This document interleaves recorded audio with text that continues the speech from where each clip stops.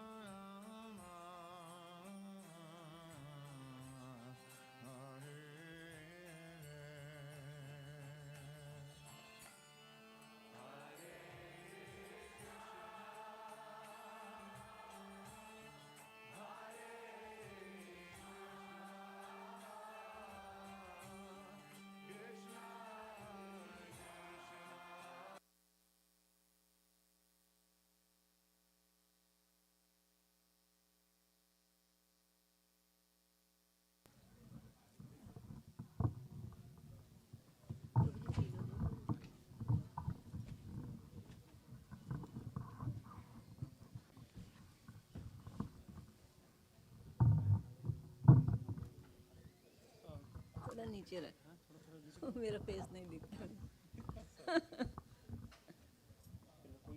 या या नहीं लेंगे तो भी चलेगा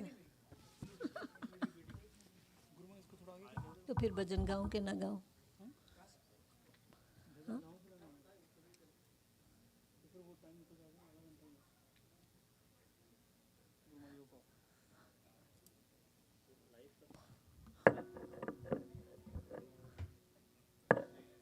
जैसे लास्ट में गाऊंगी फिर है ना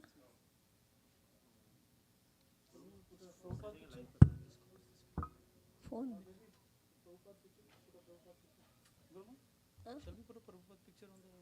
यस फोन कहाँ गया वहाँ है टेबल पे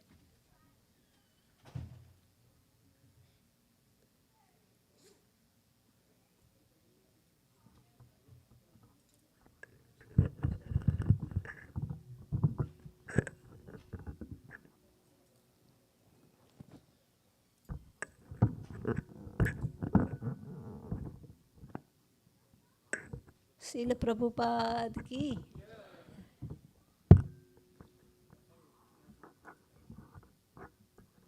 नमो विष्णुपदाय कृष्णपृष्ठाय मेरे पास हाफ एन आवर है इसलिए मैं जल्दी जल्दी करती हूँ नमो विष्णुपदाय कृष्णपृष्ठाय भूतले श्रीमते भक्ति वेदांत स्वामी निति नामिने नमस्ते सरस्वती देवी गौरवाणी प्रचारिणे निर्विशेषा शून्यवादी पश्चात ओम ज्ञानतिमिरान्धस्य ज्ञानाञ्जनशलाकया चक्षुरुन्मिलितं येन तस्मै श्रीगुरुवे नमः श्रीचैतन्यमनोभीष्टं स्थापितं येन भूतले स्वयं रूपकदा मह्यं ददाति स्वपदान्तिकं हे कृष्ण करुणा सिन्धो दीनबन्धो जगत्पते गोपेश गोपिकान्त राधाकान्त नमस्तुते तप्तकाञ्चन गौरांगी राधे वृन्दावनेश्वरी वृषभानुसुते देवी प्रणमामि हरिप्रिये वाञ्छाकल्पतरुभ्यश्च कृपा सिन्धुभ्येव च पतितानां पावनेभ्यो वैष्णवेभ्यो नमो हरे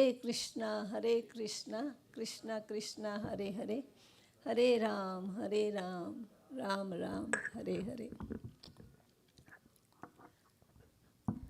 तो day before yesterday I talked about Prabhupada.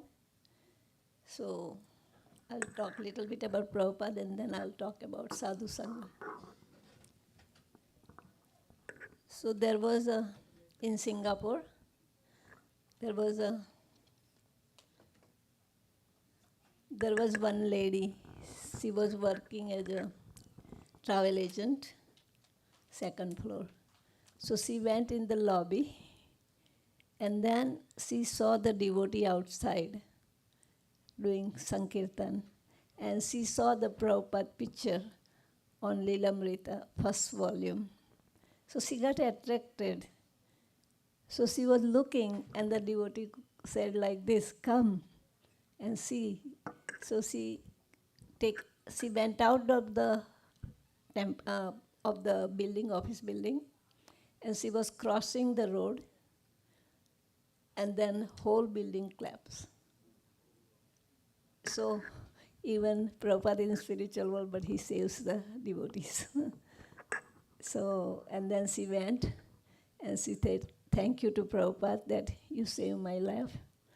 And she took that book, and then she became a devotee, and her name is Padadhuli. And she is in a Houston temple serving Krishna. So if Krishna wants to save you, nobody can kill you.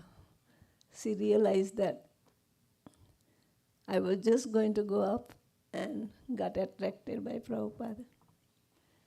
So even Prabhupada in spiritual world, he still helped devotees. There was one devotee, he was sick.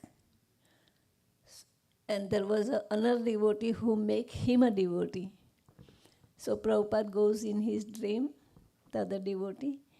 That other devotee left the ISKCON and opened his own thing, and he was making so much money and everything.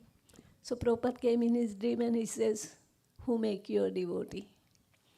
Then he said that devotee's name, and then Prabhupada says, "He has a problem with the money and a health. He's sick, so take care of him so he can get better." So what he did is he engaged all his disciples to serve that devotee. And he served, because of Prabhupada's mercy, he saved him, helped him. So even in this from spiritual world, Prabhupada is helping us. So there was he was telling in that one devotee's dream, that one devotee sees offering me in winter time, Diti form, Prabhupada Diti form, some iron clothes. So Prabhupada says, "I feel so good, it's warm. The cloth is warm in the winter, so I enjoy that." So tell that devotee, "Thank you very much." So even in the Diti form, if you serve Prabhupada, Prabhupada accepts it. So he never left us, he's always with us. So we have to serve Prabhupada. And Prabhupada gets happy when you serve the devotees.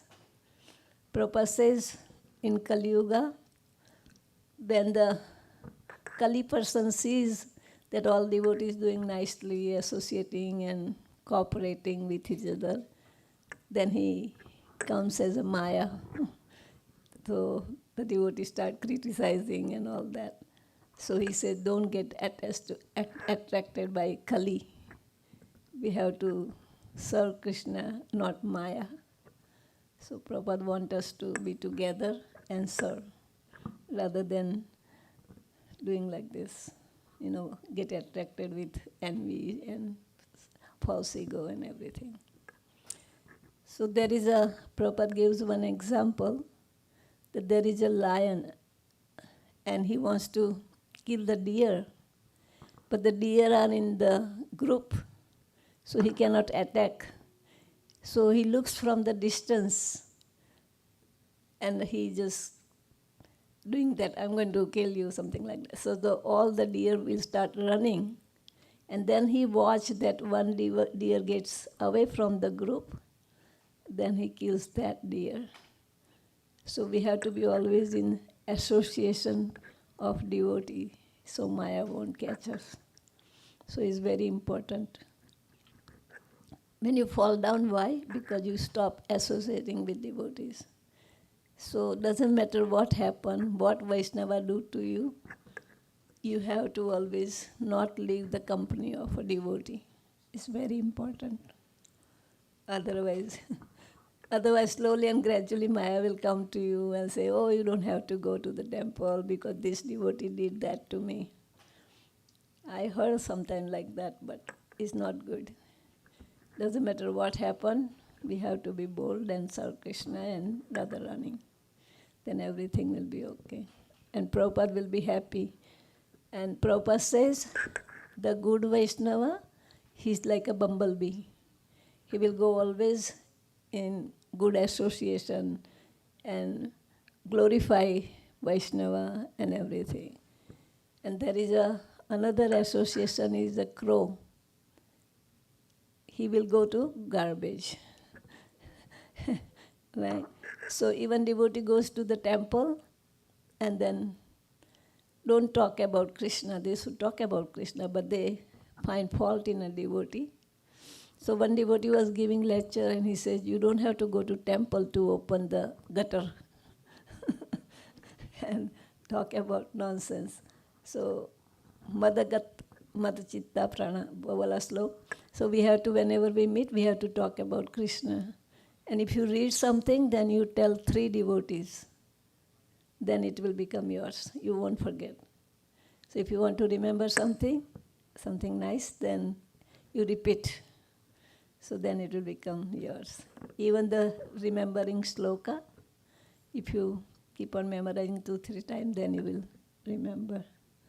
Maharaj used to put it in his office desk, the sloka wall. And then when some devotee they do, even in the kitchen they put and they memorize. So it's very important. Even when you are cooking, cleaning, you should always hear Prabhupada. Prabhupada, one sentence will make your whole day beautiful. And you will realize. I like that devotee was giving example yesterday about monkey. He was saying the monkey's kid, he just hold of her, that he doesn't fall. The same way we have to get hold of Krishna's lotus feet and always remember Krishna and get tight. Hold Krishna's lotus feet tightly. So then Maya won't catch you. And then I will just say something from this book. Sadhu Sangha is very important.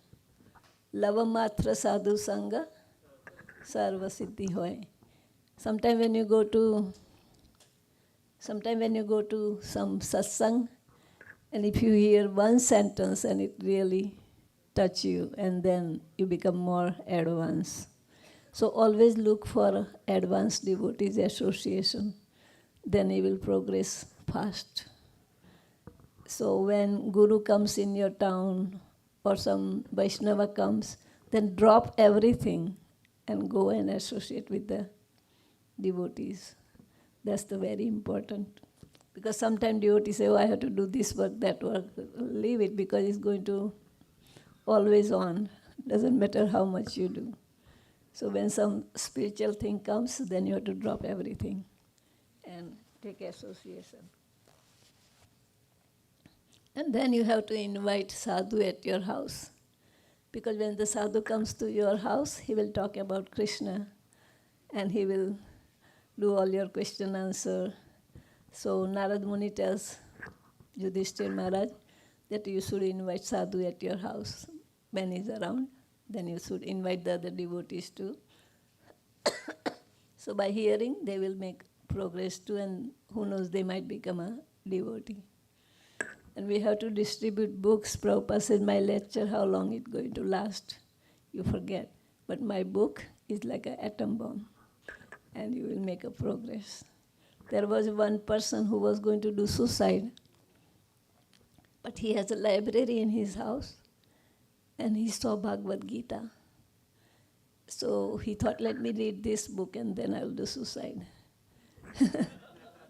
So he read that book and he became a devotee. So see, somebody else bring book at his house, but then time of death he sees the book and he reads it. So giving book is very important to the devotee. Because we all become a devotee by either book or by some devotees association. Everybody must have that experience. So it's very important to give our association to other person and then give the books.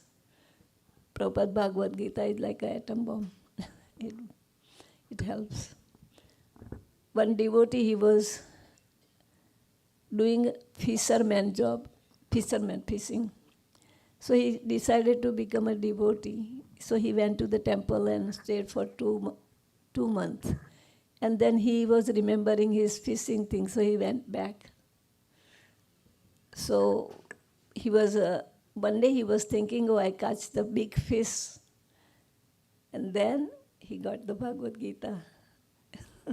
That Bhagavad Gita, he dropped it in the river. The same Bhagavad Gita came. So Krishna was following him.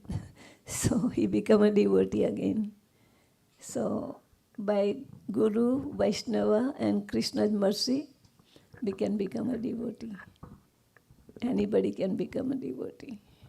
Yes.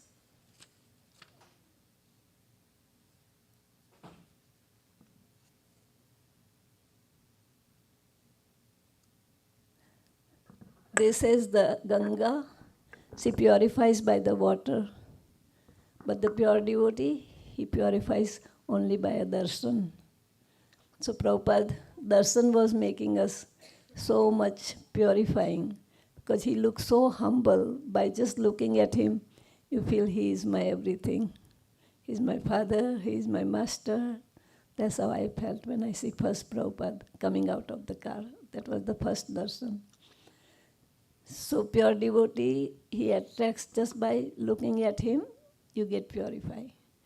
So we have to take association, it's very important.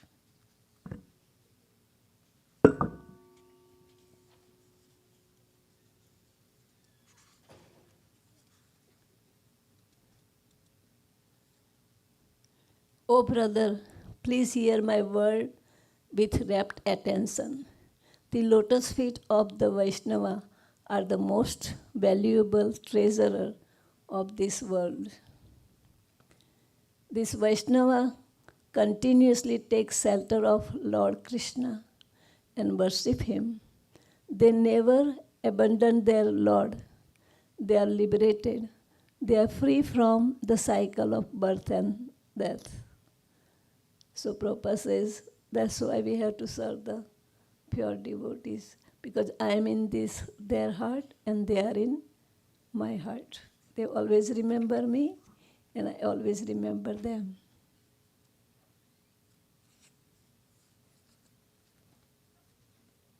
This is Maharaj's book, Sadhu Sangh. It's a very nice book. Prabhupada says my book is very sweet wherever you chew. It's like a sugar cane. So this book is like that too. One Russian read this in Mayapur. He says, I'm going to go to Russia and translate this book in my language so the people can get mercy of Krishna.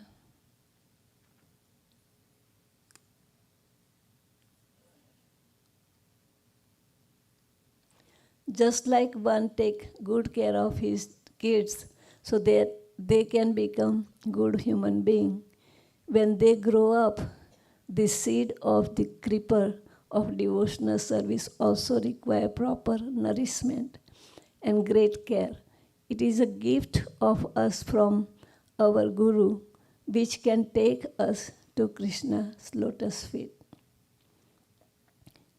So the kids, you have to give them Krishna conscious, then they will make a progress because they will associate with the other Krishna conscious kids. So sometimes devotee goes to the Sangha, but they don't take the kids. Then you have to give them a time. You have to take them. Then they will get interest in Krishna conscious and they will become good devotee. And then they will help you become more devotee too. Because nowadays all the youth, they go to kirtan and lecture and everything. So it's very important to preach to the young people. Prabhupada says, my book, for 10,000, there will be Krishna consciousness.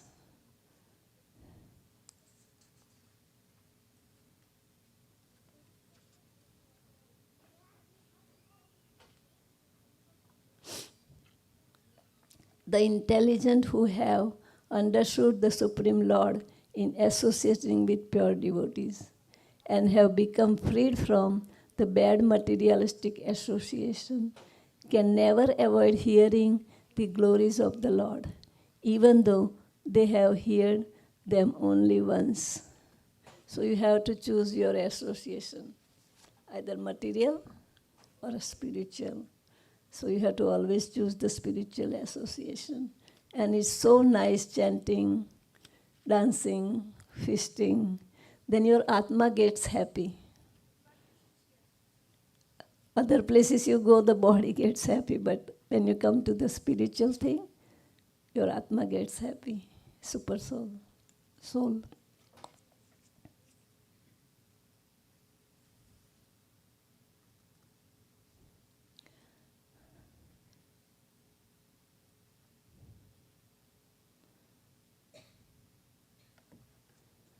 King Rahugana, he gets association of Bharat Maharaj, Jad Bharat. And because he was so puffed up, and Jad Bharat was carrying him, and he was not carrying proper, and then he gets mad. And then he realized that, oh, he's a Brahman, he's a Vaishnava, looks like. So then he takes his association. And then King Rahugana says, my dear King Rahugana, Jad Bharat says, my dear King Rahugana, unless one has the opportunity to smear his entire body with the dust of the lotus feet of great devotees, one cannot realize the absolute truth. One cannot realize the absolute truth simply by observing celibacy, strictly following the rules and regulations of household life, living home as a vanaprastha, accepting sannyas, or undergoing severe penance in winter by keeping oneself in water, or surrounding oneself in summer by fire and the scorching heat of the sun. There are many other processes to understand the absolute truth, but the absolute truth is only revealed to one who has attained the mercy of a great devotee. If you want to conquer the Maya, then you have to take shelter of Krishna and a devotee.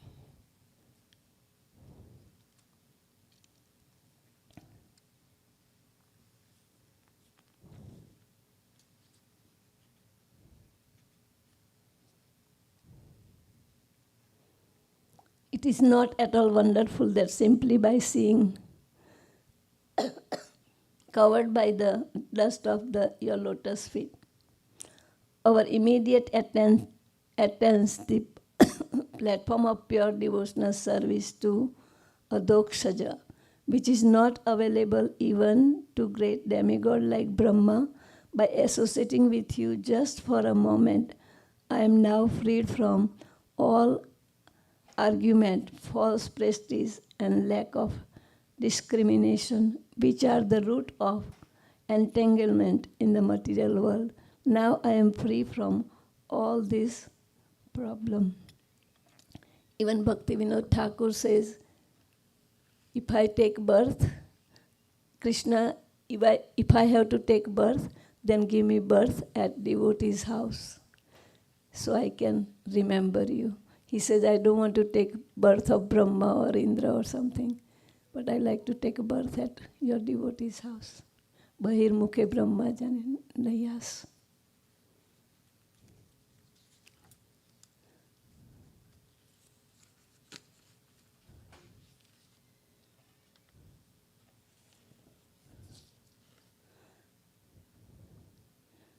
Vaishnava Sangite Mana Anandita Anukshana Sada Hoya Krishna Parasanga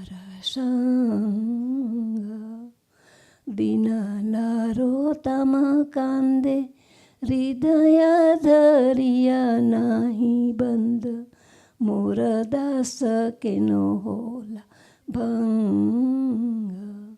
Moment after moment, my mind finds pleasure in the association of the Vaishnava, and I always seek out the company of those who are devoted to Lord Krishna. Poor-hearted Narottam Das breaks down and cries, "How has this fallen condition come upon me?" Narottam Das prays. Here Bhakti Vinod Thakur says, "I don't mind, let me be, but please grant me the boon that I may take birth in the house of your devotee, so that I can get the opportunity to associate with him by hearing, singing, seeing, and taking his remnants, etc." So how important is association of devotee? That's what Bhakti Vinod Thakur says. In the association of pure devotees, discussion of the pastime and activities of the Supreme Personality of Godhead is very pleasing and satisfying to the ear and the heart. By cultivating such a knowledge, one gradually becomes advanced on the path of liberation, and thereafter he is freed and his attraction becomes fixed. Then real devotion and devotional service begins. Like Prahlad Maharaj, he took association of Narada Muni in the womb of his mother. He was so lucky that he didn't waste any time. And he was always remembering Krishna. Doesn't matter how hard situation came, he never forget Krishna. So that's what we have to do. Whenever we have a bad time, always remember Krishna. Don't forget him. What some people does, why Krishna did that to me? But Krishna is like a mother. Whatever he does in long run is always good. So when you have that time, that kind of time, then don't leave association of devotee. Please keep the association. Otherwise you will suffer more because you don't take shelter of Krishna. So without Krishna's mercy, nothing can happen. So better to take shelter of Krishna. There is one story that one man is telling Krishna that you must be tired standing. Let me become Krishna, and you go everywhere and move around and come back. So Krishna says, yeah, you can do that, but don't talk. Just be silent. So he said, okay, I won't talk. So Krishna went, and then one businessman came, and he dropped the wallet, and the businessman left. And he was going to just talk that, oh, you dropped your wallet, but he didn't, because he remembered Krishna's word. And then one poor man came to see Krishna, and he saw the wallet because he didn't have any money to even eat. So he said, Krishna, you're so kind, you left this money for me. So he takes the money and he goes away. And then one man who was going in the steamer, so he came and says, Krishna, for 15 days I'm going away, please protect me that nothing goes wrong. He was praying like that. And then the police came, the businessman came with the police, and he says, oh, this man took my wallet, who were going. So the person who was Krishna, he said, no, he didn't take. He couldn't tolerate. He said, one poor man took. So then they took poor man to the jail, and he leave this guy alone. Then he went in the steamer, and his steamer, so he died. And then they says, if he didn't talk, then steamer man won't die, and his wife won't become without husband. And if the businessman lost his wallet, who cares? Like, he has so much money. So at least poor man will eat. So then Krishna comes in back, and he says, did you talk? He said, I didn't talk, but at last I talk. He said, you spoiled the whole thing. Then Krishna explains like that how many things you did wrong. If I was there, I won't talk, so everything will be okay. The poor man will get the money, and businessman will lose the money, and the steamer man won't die. So you don't have to talk, but you talk, then you spoil the whole thing. So he said, you cannot become Krishna, go away. So Krishna take care like this. he's like a mother. He helps everybody. But we think that, no, why Krishna did that to me? And then they stop chanting. But it's your karma that happens sometimes. It's not Krishna. Krishna is like a mother. He always helps. He protects Prahlad Maharaj all the time. And Dhruv Maharaj, he got his guru when he was 4 years old, Narada Muni. And then Narada Muni tells him to go home. But he says, no, I want Krishna. So his determination was so much, then Narada Muni gave him a mantra. And then even Andi and Tufan, he didn't stop his chanting. He kept on chanting. Then at the end, Krishna has to come down to save the world because everything was upside down going happen because he was chanting so nicely. So we have to chant very nicely, Hare Krishna, Krishna Krishna, Hare Hare, Hare Ram, Ram Ram. Lakh दुखों की एक दवा है, क्यों न अजमाए. Because it doesn't matter what you read, what you hear, at the end it will come, chant Hare Krishna and be happy. And Chaitanya Mahaprabhu says, even one person says only once Krishna, he's a Vaishnava. So we have to chant 16 rounds a day, every day. So we will get attention of Krishna. There is one story. The Dwarka महाराज, नाम भूल गई, तो वो India में द्वारका में थे, proper I think Tamal Krishna Maharaj disciple. So he said, there was one story, he says Krishna was there and everybody was there. So everybody was coming one by one and asking something. So Krishna used to say tathastu to everybody. One person came and he says, Krishna, I don't want anything. I want your devotional service. So he says, stand in the line. And then other people he just gave right away. So there was few devotees like in a line. And the person was in the line, he says, Krishna, you gave everything, whoever they want, car, bungalow, whatever. And you say, tathastu. And I just ask your devotional service and you make me stand in the line. He says, if you serve me, then I will become your servant. So if you want to get attention of Krishna, then we have to do the service to Krishna. That's the only way. Krishna says you have choice. Either you serve Krishna or you serve Maya. So we should always choose serving Krishna. So that is very important. And everywhere you will hear, serve. Whomever you serve, that person will love you. So if you serve Krishna, Krishna will love you. Krishna says everybody is same to me, but whoever serves me, he gives special attention to that.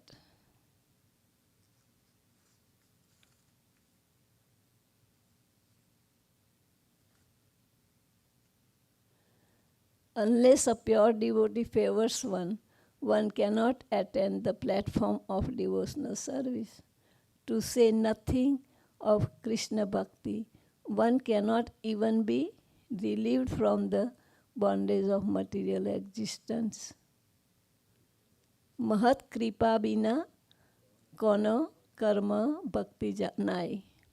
Krishna Bhakti dure rahe samsara nahi kshay.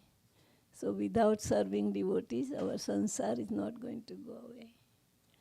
So one time, Sriman Maharaj came to Delhi, and Maharaj called me that Maharaj wants to take prasad, because I used to cook for him in Chicago. So that day I was really sick. So I told Maharaj, maybe bring him a maha, so maybe he will take maha. So then I had to cook for my Gaur Nitai anyway. So I went in the kitchen and I put Prabhupada tape on. And what Prabhupada start? Mahat Seva. Then I called Maharaj that, tell Maharaj to come and take prasad, I will cook. So then Sriman Maharaj came And we bring some Mahaprasad too. But he eat more that I cook, and he took little Maha. So I say, Prabhupada, you are so merciful. You save me for offense. Otherwise, I would make offense. Maharaj was asking for prasad, and I was saying no. So Guru is very merciful. He started Mahaseva, Mahaseva. So that's how you get saved. One time Tamal Krishna Maharaj came to Delhi temple at night, and I didn't know he came. I used to serve him in Chicago. So in the morning I woke up for Mangala Arati, and I told Maharaj, I don't know, I got a dream of Tamal Krishna Maharaj that he's offering fan to Prabhupada. And he says, oh, I forgot to tell you that he came yesterday night. And then it was Ekadasi. So I didn't tell him, but I just cooked some prasad. So I took him to his room, and he says, I'm not hungry. I say, Maharaj, just taste it. At least I cook, so just taste. So then he ate everything. And he says, that means the prasadam was good. He even remembered that. He says, I eat after 20 years your prasad, because I used to cook in Chicago, and then I moved to India. So, and every time he used to see me, he says, where is my pizza pie? He likes the pizza without the yeast, because I used to cook with the baking powder. So he used to like it. So every time he sees me, he was asking me for pizza pie. So I find out that he is in Mayapur, so I changed my ticket and I went early. So when I was coming out of the boat, and the black cat crossed me, and I says, in Mayapur, what I'm going to get the bad news? I went to the temple and I find out that he had an accident. And then I feel so bad. I was thinking, I hope it's not true. So I was asking everybody, and they said, no, he left the planet. And then they bring him in front of Radha Madhav, and everybody did parikrama, and then they took him to the samadhi, but I couldn't go there because I didn't want to see that. So pure devotee is very merciful. That gave me darshan. One time I was standing at Prabhupada Samadhi in Vrindavan, and all of a sudden I remember him. And then I went in the temple room, and everybody was glorifying him. It was his day. So he used to reciprocate like that. He knows how to read the mind. So I was in Chicago, and he was there for 1.5 years. We have a good association. He used to leave for Fiji and Dallas. He had a bus. So like when Krishna was going to Mathura and Gopis was running behind him. So same way, all the devotees from Chicago temple, when Maharaj goes, they will go behind his bus. And then when the red light comes, and Maharaj says, go back. But we didn't want her to go back because he will come after 4 or 5 months. So Pure Devotees Association is very nice. He was giving lecture in the morning and evening like a sandwich, because afternoon they all go for preaching. So Maharaj used to say it should be a sandwich. Hear Krishna, go out, and then come back and hear Krishna, so Maya won't catch you. And he used to play nice mridanga. So his room was very small. Every evening he will go darshan. And one day I went, and whole room was full. There was no room to go in. So I feel so bad. So I went in my room and I started crying that today I missed the association, because he used to give nice classes. So that day Maharaj sent me some cookies and a flower. He told Maharaj, give this to Amrita Keli, because he reads the mind, so he realized that I was unhappy. So, and one time I thought maybe I should go out with Maharaj for preaching, my husband, because I was doing Diti Varsing. So the next day the president calls me and say, from tomorrow you go preaching with your husband. I said, who told you? He said, Maharaj said, change Amrita Keli's service. So when I went there, it was Chicago, so it was so windy. So you feel like the wind going to blow you. So I told Krishna, I think I better do your devotional service. And then after a few days, Maharaj said, tell Amrita Kelly to do her devotional service. One time Kirtananand Maharaj came to Chicago, and he was leaving, and Maharaj was driving him. So I was thinking, I wish I could have gone to airport, because we took Brahman from him. He was a GBC in Toronto. So Tamal Krishna Maharaj was there too to say goodbye to him. So he looked at me and he says, go in the car. And then I went and dropped Maharaj. So he used to read the mind. After he left the planet, I find out there was a book. He used to read the mind. So I had an experience with him every time. He told me that, you know why I took sannyas? I said, no, Maharaj. He said, because my wife was not a good cook. His wife, when he was married, they were living separate. So he will just go and give laundry to his wife, and at night he will pick up the laundry. So one day his wife told him, I'm not laundryman, so you just drop the laundry and at night you take the laundry. So she was saying something like that. So one time Maharaj went to Bombay. He was going from Madras to somewhere, so Bombay. And then all the devotees went to Bombay temple, but he stayed at the station because his wife was there. So when the wife is there, the sannyasi don't go. So when Prabhupada find out that Tamal Krishna Maharaj is waiting at the station, then he said, Prabhupada said, tell him to come back. Temple is a neutral ground, so he can come. So then Yadubara bring him to the temple. So that was a rule. One time, Jamuna was traveling with Prabhupada, and she asked Prabhupada, is there a temple in Delhi? And Prabhupada says, no. You get up here and open the temples. So she get off there, and she got the Juhu land, Delhi land, Santanagar. And that's how all the temples start. She was like a very strong devotee. To please Prabhupada, she will do anything. Even make rice. And in the train, Prabhupada wanted to have hot rice. So Jamuna went in the kitchen in the train, and she said, I want to cook for my spiritual master some rice. They say, you cannot cook rice here. She said, if you don't let me cook, I'm going to jump. And she went near the door, and then they surrendered. They say, okay, you can make. And then she make hot rice, and she bring it to Prabhupada, and he says, oh, you made the hot rice. Like Prabhupada was surprised too. But then she used to fulfill. Prabhupada said, if she was a man, I could have made her a GBC. She was a good cook.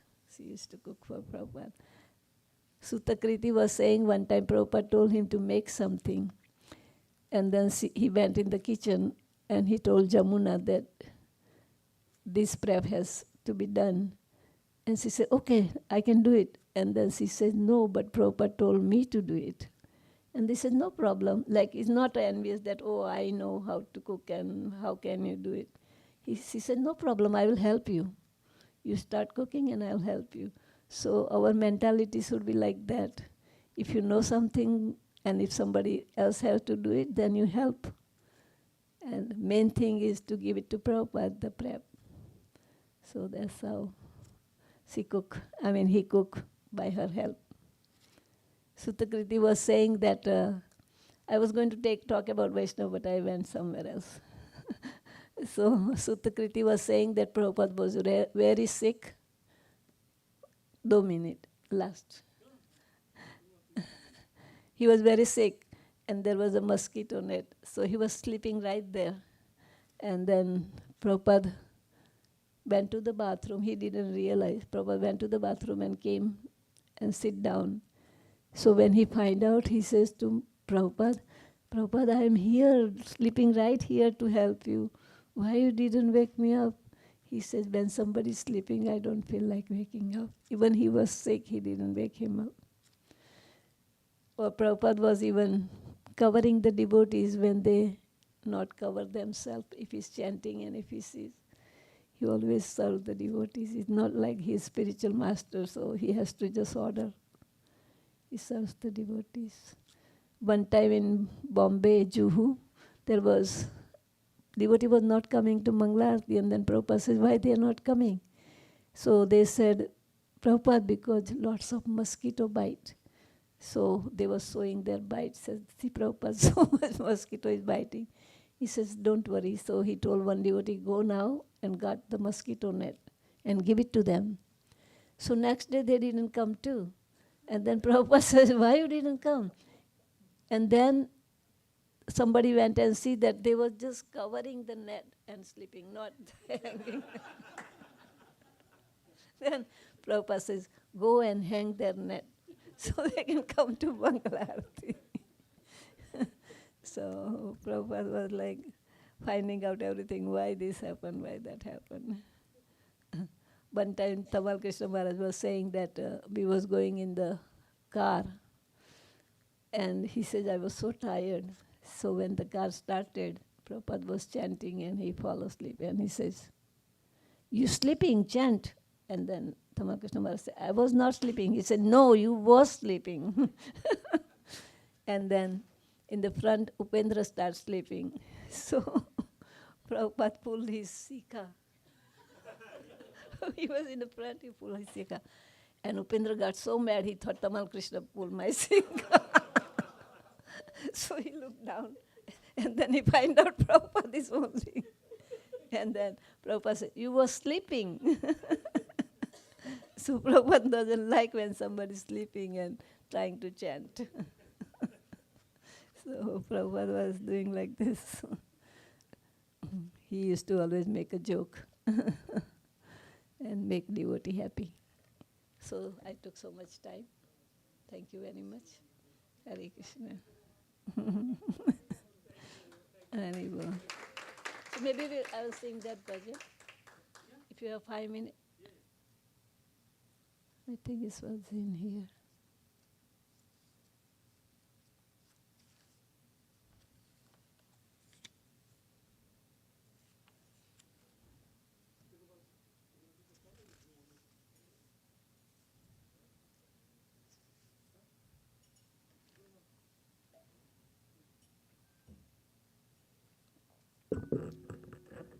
एक बार करुणा करो वैष्णव गोसाई,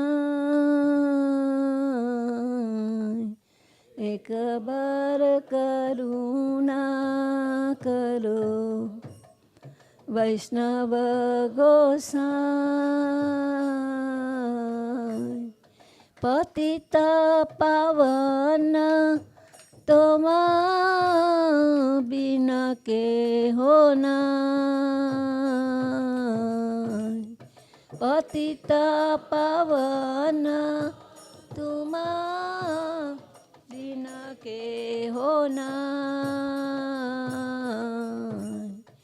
एक बार करुणा करो वैष्णव गोसाई, एक बार करुणा करो वैष्णव गोसाई, जहर निकटे गेले पाप दूरे जाय, जहर निकटे गेले पाप दूरे जाय, ए मन दयाल प्रभु के बाको तपाय, ए मन दयाल प्रभु के बाको तपाय, गंगार परस होइले पश्चाते पावन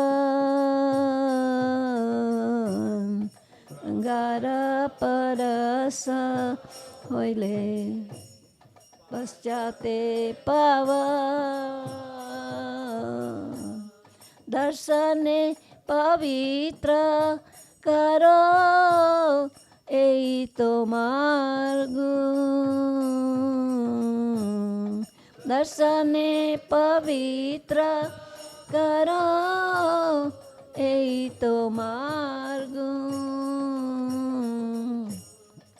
এইবার করুণা করো वैष्णव गोसाई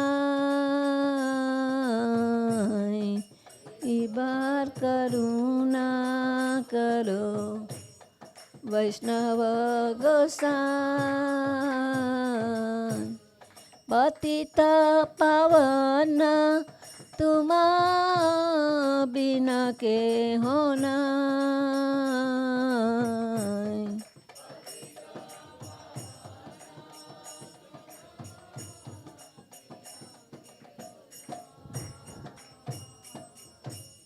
हरिस्थाने अपराधे तारे हरि नाम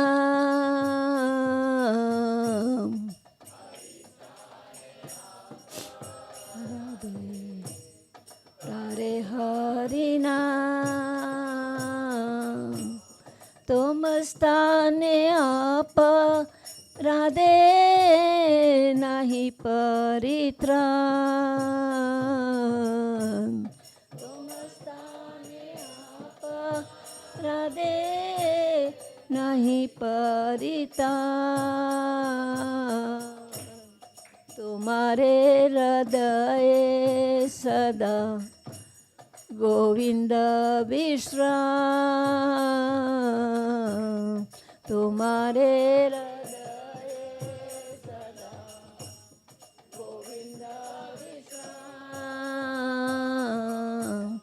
गोविंद कहे न मोरा वैष्णव परा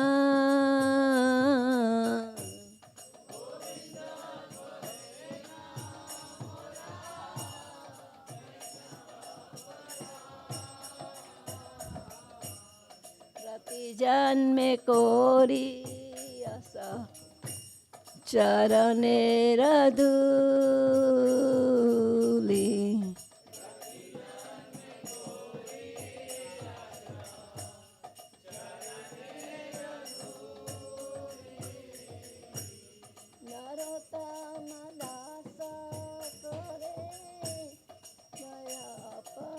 আপনার বলি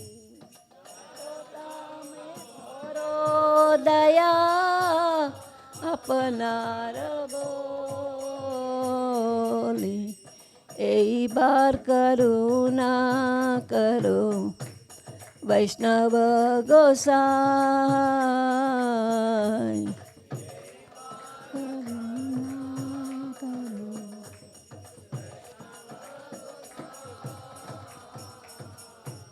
पतित पावन तुम बिना के होना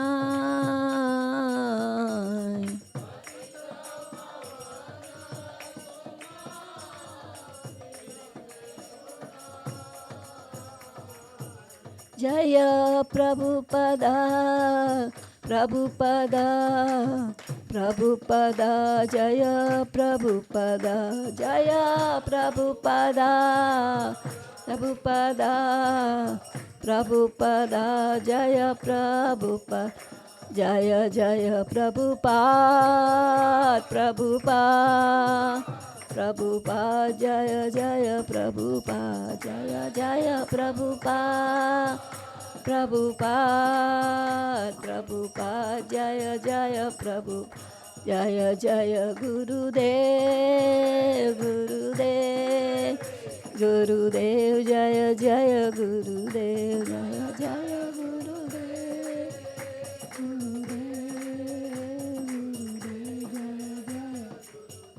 Can you read the translation?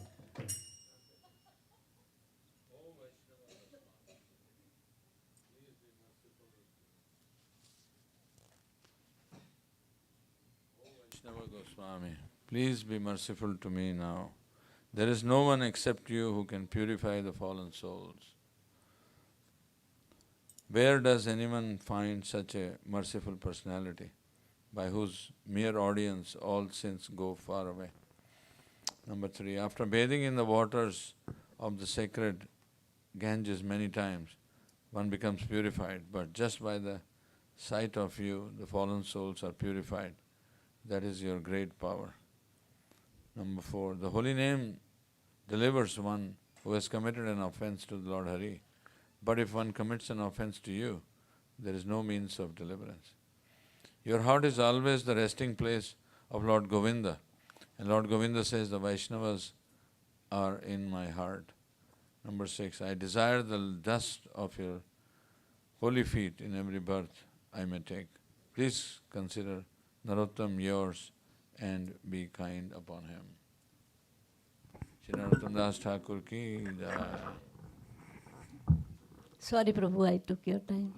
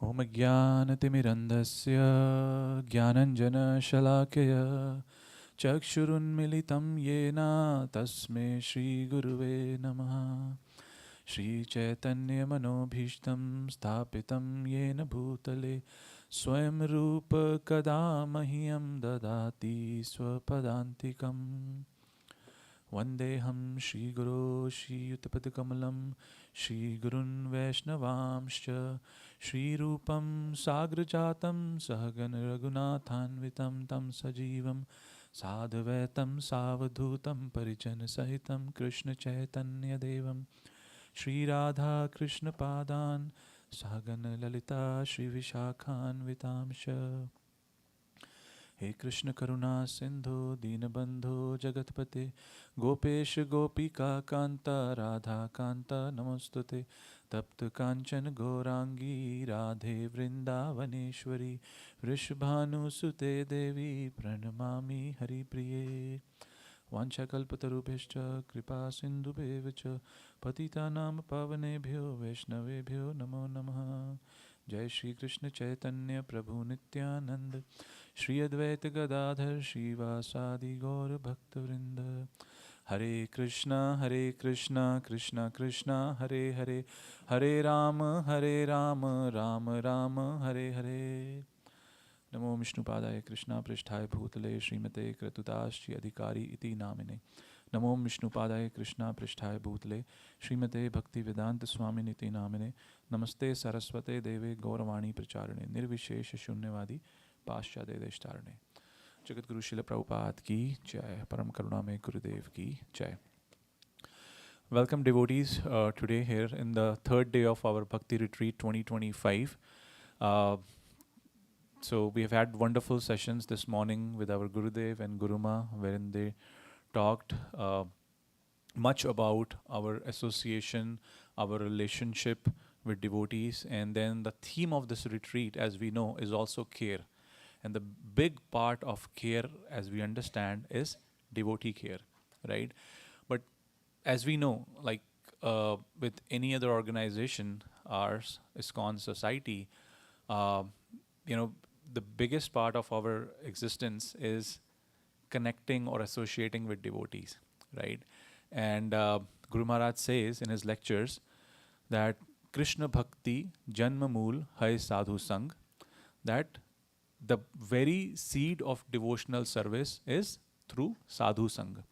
So when we do Sadhu Sang, that is when we get to practice devotional service.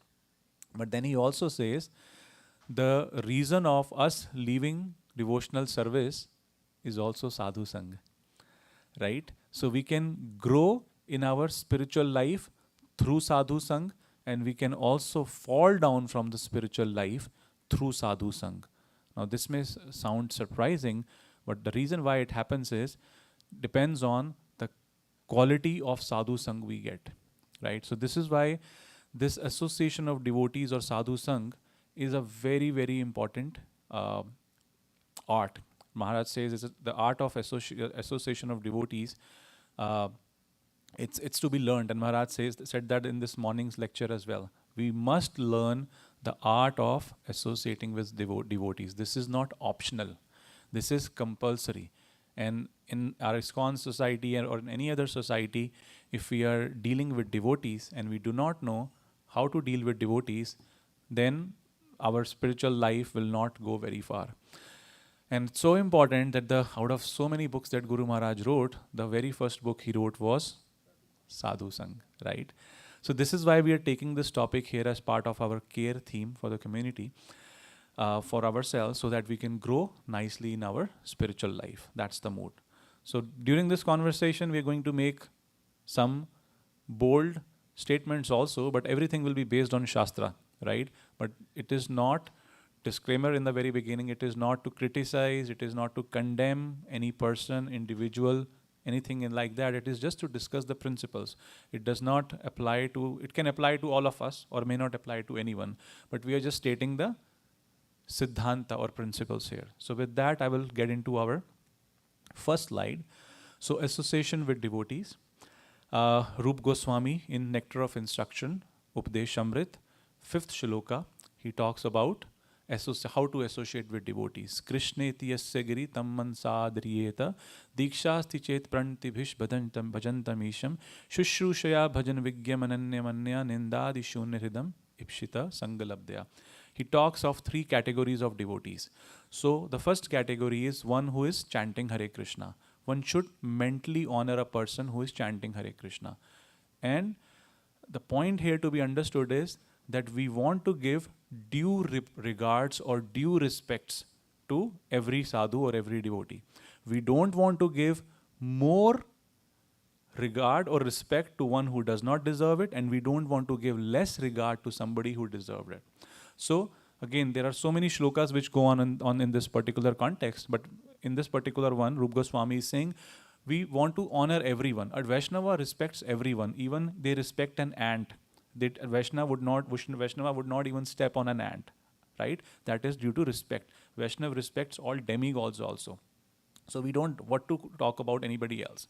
So, devotees of the Lord who are Vaishnavas or who are chanting Hare Krishna. So a devotee will never disregard or disrespect anyone. So the basic requirement is at least that we should mentally honor everyone, every Vaishnava. That is the basic requirement. But beyond that, one should offer humble obeisances to the devotee who has undergone spiritual initiation. So again, there are different categories. There are Kanishta Adhikari, Madhyam Adhikari, Uttam Adhikari. So some of these guidelines or this categorizations are kind of, there is a very thin line of differentiation between that. So we don't want to go out and just try to categorize everybody between he's first class, he's second class, or he's third class. That is not the idea. The idea is to understand this art based on these guidelines. How do we associate with devotees? So this is directional, but it's an art. It's not, if it was full science, then we could have made a scientific formula out of it, right? But it's an art because based on these guidelines, we can use our own judgment and intelligence to see how should we associate with a particular type of devotee. So if somebody is just chanting Hare Krishna, we still want to mentally honor them saying Hare Krishna. That's a basic requirement. But if somebody is little advanced, they have taken initiation, Brahman initiation or second initiation or first initiation, and who are more advanced in the spiritual life than a person who is just chanting Hare Krishna, we must offer them pranams also, right? But then one who is undeviated in devotional service, very advanced devotee whose heart is completely devoid of propensity to criticize others, nindadi shunya hridam. If his heart is completely devoid of all that, such a exalted sadhu, we should aspire to get their association. So this is a broad, description of how to associate with different kinds of sadhus. Now again, like I said, if you give more respect to somebody who doesn't deserve it, for example, a person who is just chanting Hare Krishna, and you just kind of go out, glorify them, unlimitedly, that person may get puffed up. He does not deserve that. He only deserves mental respects, or in best, just, verbally saying Hare Krishna. They get puffed up. And if somebody is a very exalted sadhu, and we are just, they are passing and we just say, oh, Hare Krishna Prabhu, and they just went by. This is a disrespect. This is an offense, right? So we must give them due respects, and we must try to serve them. So again, just a general guideline to begin our conversation today. Then we're going to talk about now, different types of devotees, right? So here, we talk about association with senior devotees, right? So we come across in our society with different categories of devotees. So there are etiquettes, there are moral codes of conduct given in our Shastras, right? And Rup Goswami has given a lot of emphasis on this Vaishnav etiquette, Vaishnav Sadachar. We come into spiritual life, Krishna conscious life, we start practicing, we chant Hare Krishna, we do we take care of the do's and don'ts. But if we do not know these practical things, how to deal with devotees, senior devotees, or however, then it's not going to help us. Maybe we'll end up offending devotees, and then it's not going to do any good to us anyway. So to respect, the basic etiquette is to respect those who are in a more senior position than ourselves. And even in general, in our day-to-day life, the basic etiquette is one who is elder in age, right? There's something, we have learned, in our society, even our families, that one who is elder, depending on our tradition or our culture, we even touch the feet of our elders, right? They may not be a devotee, that's fine, but they're elder to us. So that seniority is respected. Similarly, in devotional life, one who has spent more years in devotional life, and of course, if they're in good character, we want to respect such people, right? So that respect is, as it is says in the chain of seniority, the senior most Vaishnav is the Guru, right? So now we're talking about the seniority. And he is considered as a representative of God. So the most senior sadhu for us or any person or any devotee is their own Guru or any Guru, right? So that is the kind of respect they deserve because they are representing Krishna. And among the sannyasis, it says one who has taken sannyas initiation first is to be respected accordingly. So for example, if there are 5 sannyasis standing, one who is most senior, you will offer your pranams to that person first. And then all sannyasis, as it says in the second bullet point, should be offered respectful obeisances when first seen in the day. So if a sannyasi walked hereby, and this is the first time we are seeing them in the day, we must offer full dandavats to them.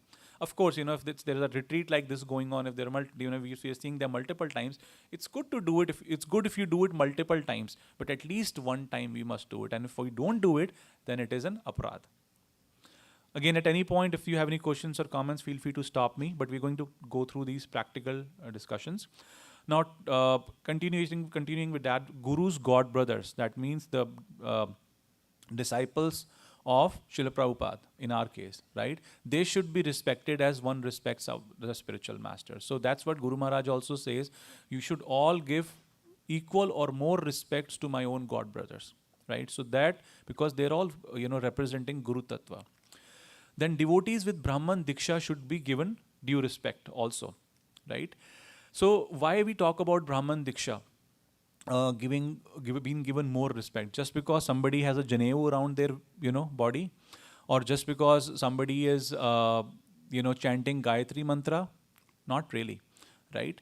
Because Prabhupada at least spoke very differently to that. He said, Prabhupada quotes that in India even a rickshaw puller is wearing a Janeu thread.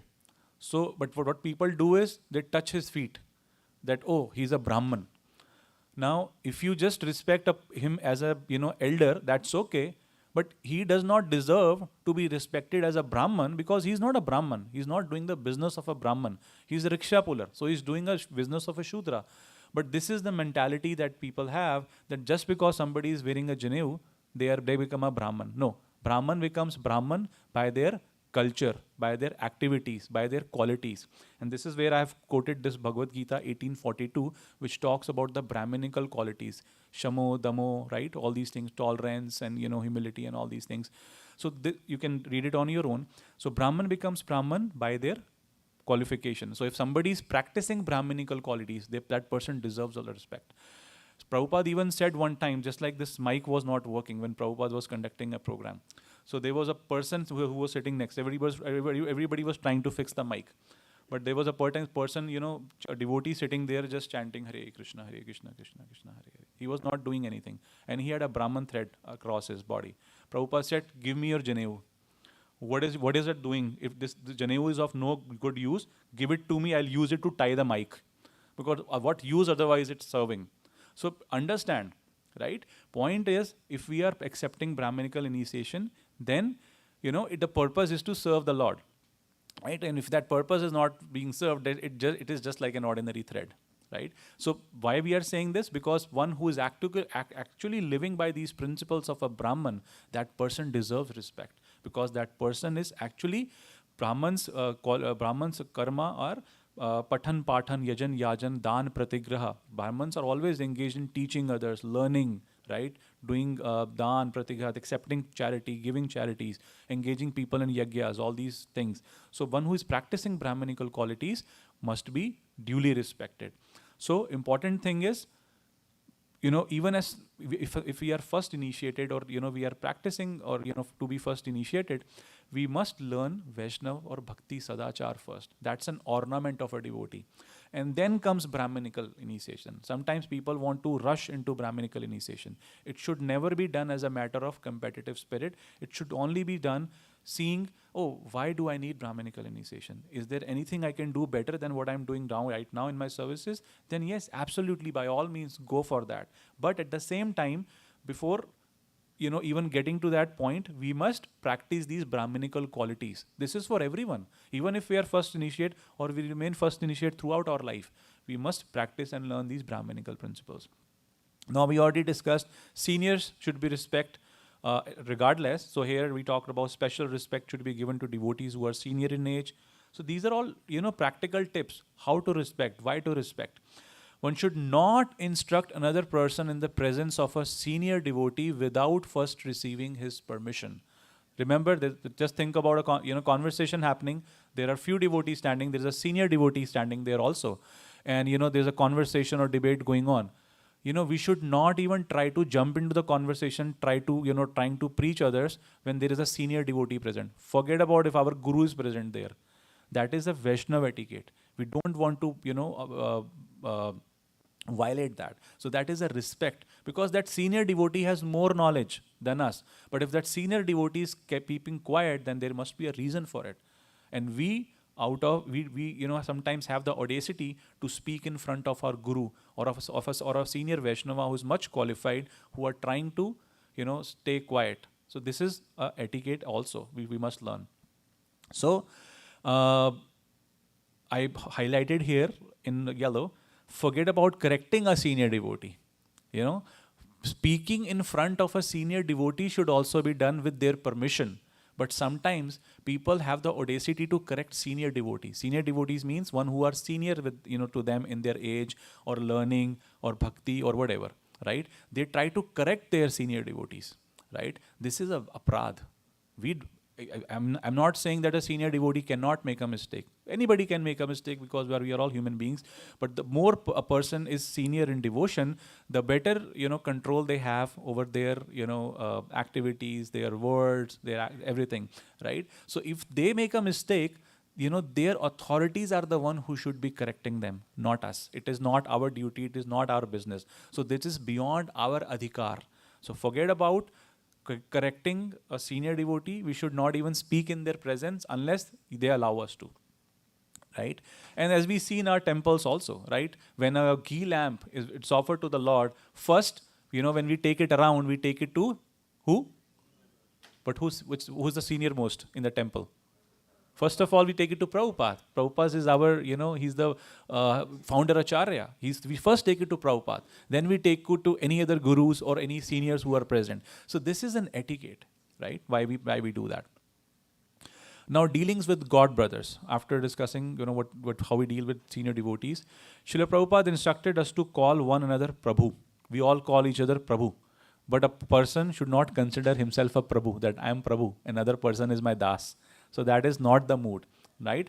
One should not try to become a Prabhu just because we are being addressed as one, right? We are all trying to be Dasanudas, servant of the servants. We serve each other according to our capabilities, but always beware never to take advantage of devotees. Sometimes, somebody is being very much respected because they are senior in age or practice or devotion or whatever.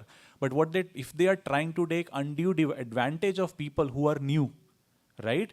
That should not be the mood. Because somebody is calling them Prabhu, they should not try to become their Prabhu and take abuse or misuse of the services that they are receiving, right? That is why they are they are seniors and they should act based on that. When we meet another God brother, we should bow down and offer the prayer. This is something which I strangely see missing, and in this in this country, so far I've lived here so many years, but I don't see it happening. When I was practicing bhakti in India, every time we would see a devotee, we would bow down, offer dandvats, and chant the prayer Vancha Kalpatarubhyashta. Here, I don't see that happening. Of course, there is an etiquette within the temple where you don't do that in front of deities, and there are other etiquettes around that. But generally, when we meet at homes, we should offer dandvat pranams. Right? That's what Prabhupada Goswami we quoted. Krishneti yasagiri tamman saati adrita dikshasti chet prantibhish. You have to offer pranams. So this is what we must do. And this is not for anybody else, but for ourselves. Because when we offer pranams to Vaishnavas, other Vaishnavas, all Vaishnavas are like desire trees.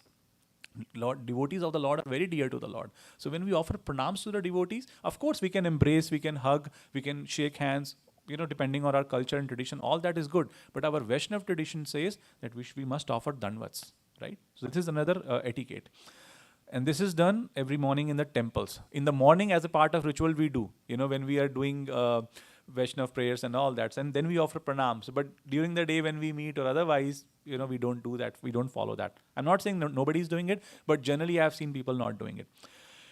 We should never accept a God brother as a servant unless we have the permission or order of the spiritual master. So, sometimes senior God brother, just because, the other one is humble or junior, they try to take advantage. No.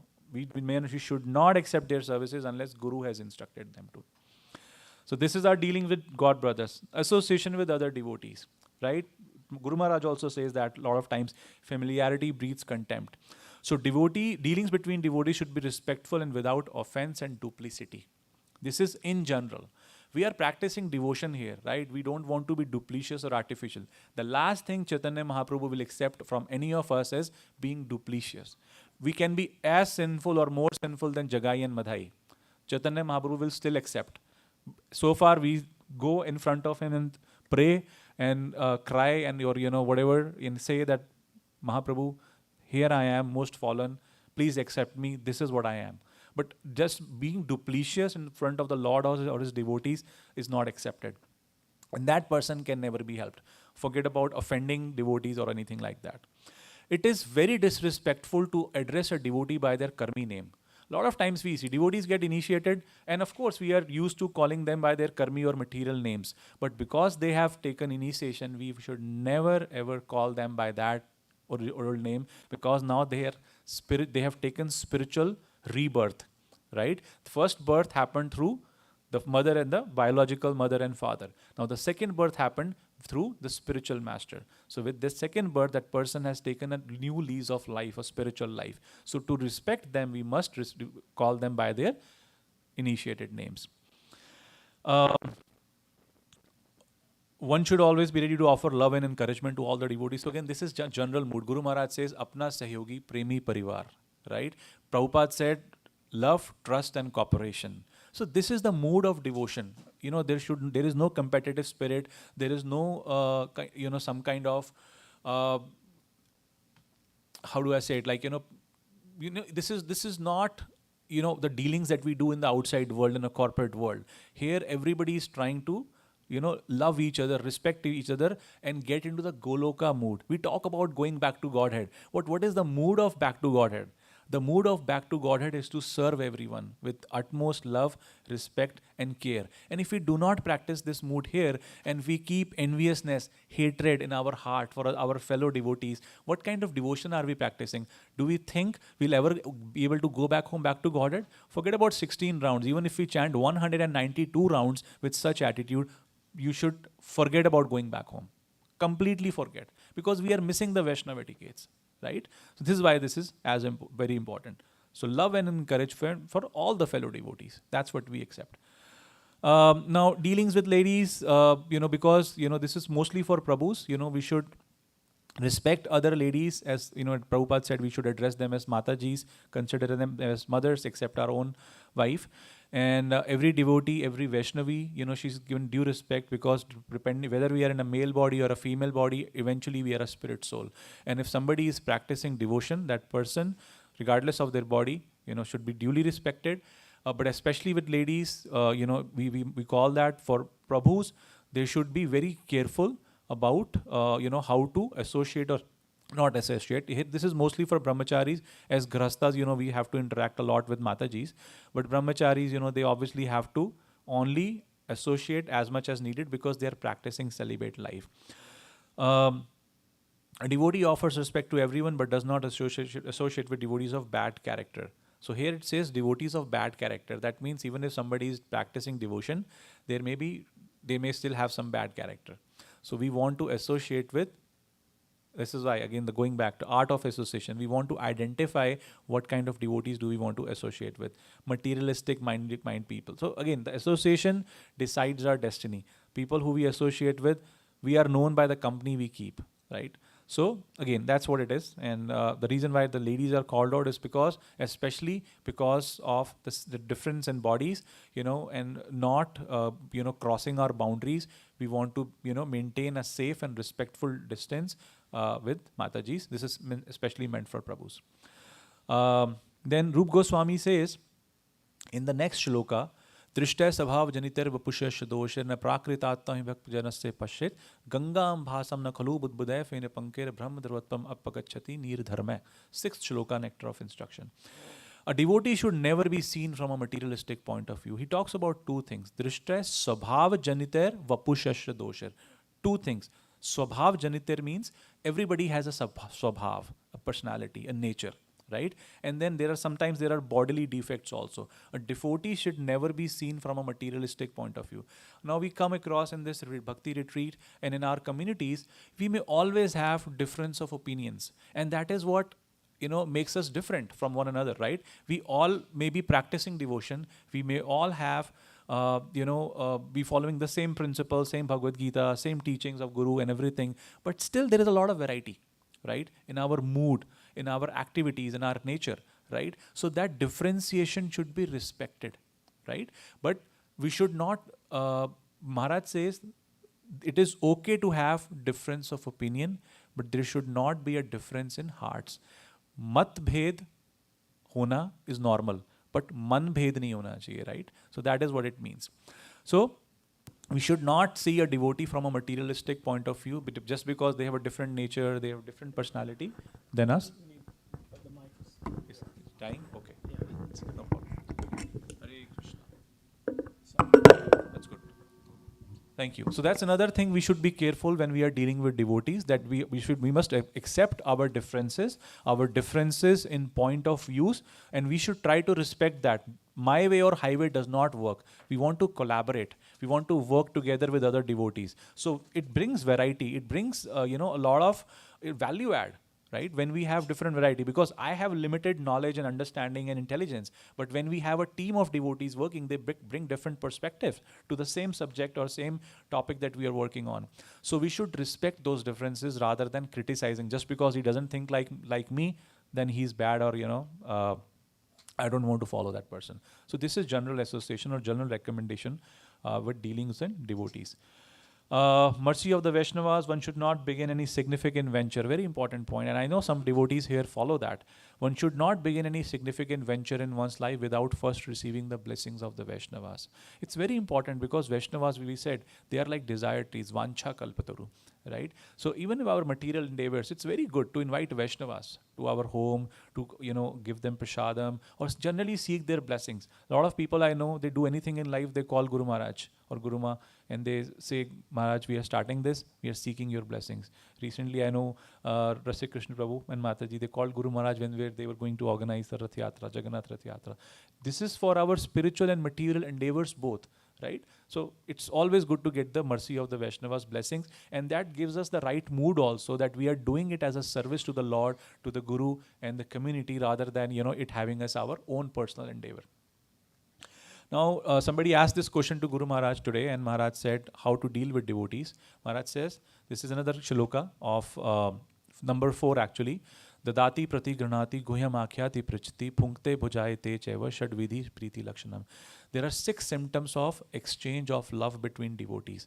And these, how can we associate? Because we may say, oh, we want to deal with devotees, but how to deal with devotees? How to practically exchange that love, respect, and dealings. So there are 6 loving exchanges. Rup Goswami Prabhupada talks about. He says offering gifts in charity. Whenever we visit a Vaishnava or a Guru especially, we must not go empty-handed. Now that does not mean we must take very valuable gifts or anything like that. It can be a simple, for a Guru, it can be a simple flower also, right? Krishna also says, Patram Pushpam Phalam Toyam. He accepts fruit, water, anything. And when we visit Vaishnava, we can just take some small, humble offering, bhoga, anything like that. But it's an etiquette. Even when we go to the temple of the Lord, we must not go empty-handed. We must take some offering. That's why there's a culture of taking flowers for the Lord when we visit the temple. We can take a tulsi leaf. Krishna becomes indebted to a person who offers him a tulsi leaf. So that's offering gifts in charity. Then receiving gifts in charity, why? We must receive gifts in the sense, again, all these spiritual blessings from other Vaishnavas as their mercy, as a blessing to us. We must not say, oh no, I don't want it. They have brought it with love, and the blessings are included in that. So we must accept that. That's what makes the reciprocation work, right? It's both ways. Then revealing one's mind and confidence. So devotees who we can trust, who are close to us, who are our seniors, we can share our heart with them, and they can guide us to that path. And it is that person's responsibility, if somebody is sharing their heart with us, to maintain that confidentiality, not to spread it as a rumor or something like that in the community. That's another problem if we do. And then inquiring confidentially also, we can inquire from others. And then accepting prasadam, offering prasadam, we already discussed. Inviting devotees at our home, just like that. A lot of devotees here do that. And also, when they invite us, go to their homes and accept prasadam. These are the loving exchanges between Vaishnavas. Now, this is continuation of what we discussed, household duties. So a householder duty is to invite Vaishnavas to their home. Because we don't live in temples. That does not mean we cannot practice devotion. We can practice devotion just living in our homes by inviting Vaishnavas. And the most precious gift we can give anyone is giving them the benefit of Krishna Katha. That's why we organize home programs, and maybe sometimes invite other senior devotees, gurus, and give them the gift of Krishna Katha. Grihasthas will advance quickly. Again, the text highlighted in yellow is on purpose. It says Grihasthas will advance quickly by having Naam Hata programs in their homes. Maharaj recommends each one of us should have Bhakti Vriksha programs. And if we organize programs like that, just by doing it, we can become very quickly advanced in our spiritual life. Now, dealings with non-devotees. This is a quality which generally neophyte devotees lack. They do not know how to deal with non-devotees. Generally, people who are new devotees, they don't know. They think, oh, I'm practicing devotion, so anybody who's not doing it is fallen or is useless, right? And we reject them, or we don't talk to them, or we consider, ill of them. So that is not the mood. This is a quality that we want to develop, and this is why we want to grow from a Kanishta or a third class Vaishnava to a second class Vaishnava, Madhyam Adhikari, knowing how to deal with people who are not practicing devotion. Some people are just innocent. They don't know. Right? They don't know about devotion, and if you simply tell them, they are interested, they will appreciate your advice. But how to associate? We should not engage in materialistic activities with them, because as spiritual practitioners, we may have to deal with non-devotees. Now, if they invite us to their homes and let's play gambling or engage in drinking and all that, just because they are innocent, they don't know about devotion, so we're just trying to give them we want to give them the association, not take that association back. So that is the point. So dealing with innocent devotees is important, because they may be innocent, but they may be engaged in materialistic or sinful activities, so we don't want to engage with them. Atheist people, we should avoid them. Right? We should avoid them, because they may not be interested in our philosophy or anything. If somebody is an atheist and they want to just associate with us socially, we can respect them for what they are doing, but we don't want to engage or associate with them much, because that is going to deviate us from our own spiritual practices. It's also an offense to preach to a person who is an atheist, because that person is only going to condemn the holy name. So we don't want to do that. This is a very important point. Sometimes we come across people who are offensive in nature. So if we come across a person who is criticizing our guru or any guru or shastra, then we can do three things. One must soundly defeat them in argument. If we have a better argument, we should soundly defeat that, cut that argument right there and then, whatever offense they are making, right? Or if we cannot do that, leave that place immediately. In no case we should hear any of any of those offensive words, because that is going to impact our own devotion and faith. So that is the dealing with offensive persons. It becomes a great obstacle, as we discussed, on our spiritual advancement. Now, sometimes Narottam Das Thakur says we may see jealous persons in the dress of a Vaishnava, because we are in the material world, right? And everybody here, and especially this is Kali Yuga. So a lot of people, who may be dressed as Vaishnavas may still have a lot of bad qualities in them. Just because somebody is wearing a Kanthi Mala, or is, wearing Vaishnav Tilak, or is wearing Vaishnav dress, that they do not become pure devotee or sadhus. They are practicing, right? So this is why understanding these qualities is important. And this is why Narottam Das Thakur says that sometimes we can come across people who are jealous in nature. So how do we deal with them? Although he says, Chadiya Vaishnava Seva Nishthar Paibe Keva, right? But it says, if the spiritual master initiates a disciple to deliver him, and if the disciple executes the order of spiritual master and does not offend other Vaishnavas, his path is clear. That means if we do everything else, but we keep offending other Vaishnavas, then our path to spiritual life will have a big obstacle, right? So Vaishnava Prad, 100%. There is no room for that. We want to avoid. If a Vaishnava, by the mercy of the Lord, is empowered by him to distribute the holy names all over the world, other Vaishnavas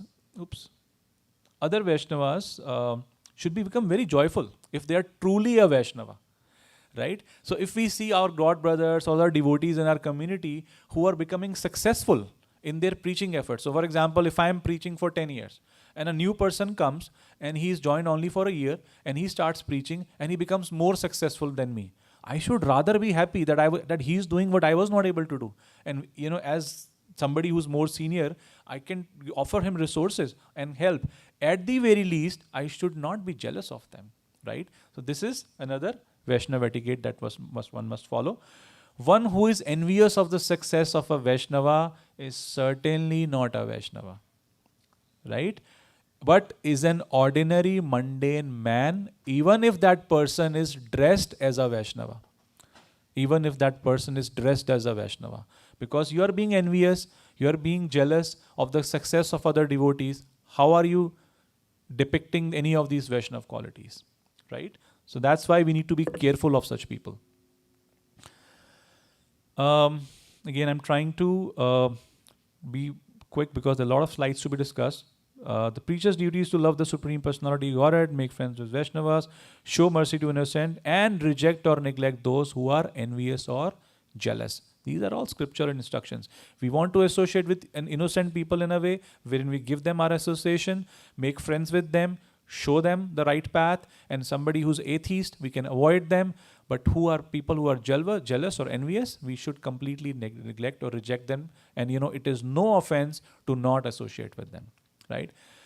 It says there are many jealous people in the dress of a Vaishnava in this Krishna conscious society. This is Chaitanya Charitamrita, by the way, Prabhupada is writing it. There are many jealous people in the dress of Vaishnavas in the Krishna conscious movement, and they should be completely neglected. Prabhupada is saying that. Because Prabhupada knew this is a hospital. So many people are going to come here for a treatment, and not everybody is fully cured. Only a few are fully cured. Everybody else is like still taking their treatment. So if something like this is happening and a person is not meeting the standards, they should be completely neglected. We don't want to blaspheme them. We don't want to abuse them. We don't want to fight with them. That's not our duty. That's between them and Krishna. If somebody is doing something wrong, let Krishna handle this. Unless we are their authority, there is no point in us correcting them. But that's what we are going to get into next also, how to correct devotees. But there is no need to serve a jealous person who is in the dress of a Vaishnava. Sometimes we feel obligated. We may have been serving somebody, but that person ultimately we find out is a jealous person because he's not happy seeing the success of other Vaishnavas. We should not feel obligated. We should not feel that I'm making an offense not serving that Vaishnava, because that Vaishnava is not showing that proper Vaishnava etiquette. So that's why it is absolutely fine to ignore them. When Narottam Das Thakur says, Chhadiya Vaishnav Seva Nistar Paibe Keva, he is indicating an actual Vaishnava, not an envious or jealous Vaishnava or a pseudo Vaishnava who is just in the dress of a Vaishnava. So never feel in your heart that I am giving up the association of a person who does not deserve it. Srila Bhakti Vinod Thakur says, another version of a pseudo Vaishnava with tilak on his nose and kanthi beads around his neck. Such a pseudo Vaishnava associates with money and women and is jealous of successful Vaishnavas. So anybody who is doing that person is a pseudo Vaishnava.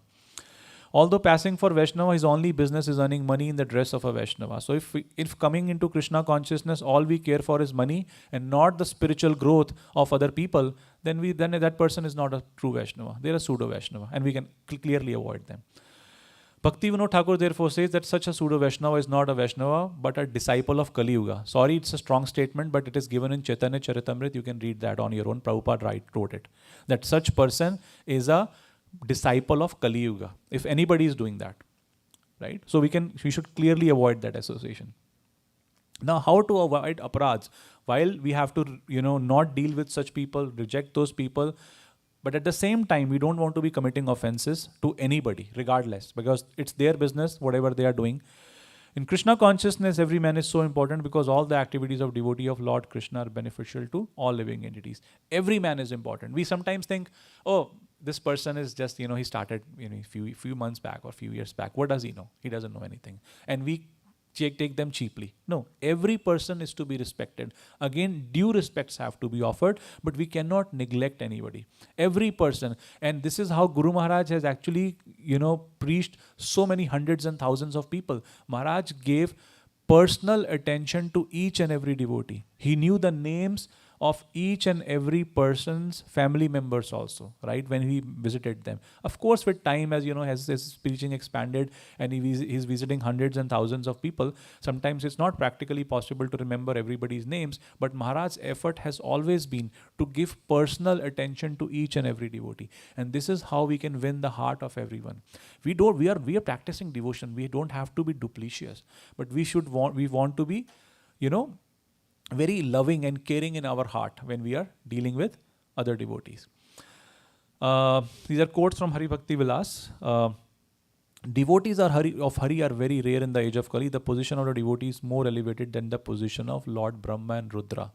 That means a Vaishnava who is sitting next to me, we are talking about that person. We are not talking about a person who is going from 100 miles away only. Of course, that person is also respected, but every Vaishnava should be respected. The presence of a devotee at the time of death elevates even the killer of a Brahman to the spiritual sky. Just by having a presence of a Vaishnava, forget about even if they're chanting Hare Krishna or not. If we are leaving our body and a Vaishnava is present there, that guarantees that we go to the spiritual world. So this is why we want to respect the Vaishnava, not just this is why, but this is what shows the importance of a Vaishnava. We only have 10 more minutes, but I'll try to see how much can we cover. There are other quotes from Hari Bhakti Vilas.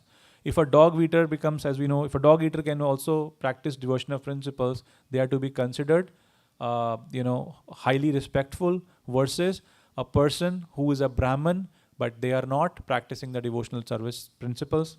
We can avoid them. Even at the time of total annihilation, the devotees of Vishnu do not fall down. That's why Sri Hari is known as infallible Achyut, inexhaustible. There is no need to fear for a devotee. So one quality of devotee, he is nirbhay, he is abhay. That's why Prabhupada's name is Abhay Charana Ravind. Anybody who takes shelter of Srila Prabhupada, he becomes fearless. Abhay Charana Ravind. That's Prabhupada's name. So if we are still fearful in our lives, that means we are not devotees yet.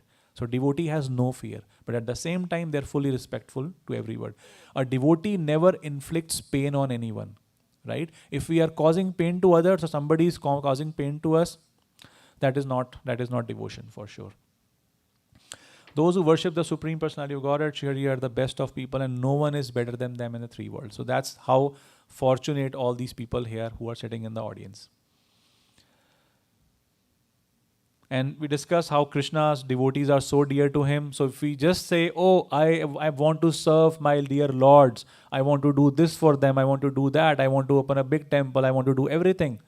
But there are devotees of the Lord here who I completely ignore. Then Krishna says, you may be a devotee in your eyes only, but you are not a devotee in my eyes. He says, those who say they are my devotees are actually not my devotees. But those who say or who are the devotees of my devotees are actually my devotee. So we have to serve the devotees. We cannot ignore them. All right, I'll just quickly move on. When one blasphemes a Vaishnava, he loses his religiosity, wealth, fame, and children. This is from Hari Bhakti Vilas. When one blasphemes a Vaishnava, Vaishnavas should never be blasphemed. And again, this includes Kanishth, Madhyam, and Uttam Adhikari. We don't want to blaspheme any Vaishnava. Hari Bhakti Vilas is clearly saying that we will lose all our opulences, our religiosity. That's why when somebody offends a Vaishnava, their bhakti starts declining, right? Their material opulences also go away. So again, there's a difference between correcting and blaspheming, and we are going to discuss correcting, how to correct. But we'll talk about that. Maharaj quotes the shloka often, the 6 types of offenses towards Vaishnava: beating a Vaishnava, blaspheming a Vaishnava, showing disrespect, getting angry, karandati upajayate na harsham darshane patanani sat. Right? There are all these different types of Vaishnava apras that we must try to avoid. Let's see, what should we discuss next? There is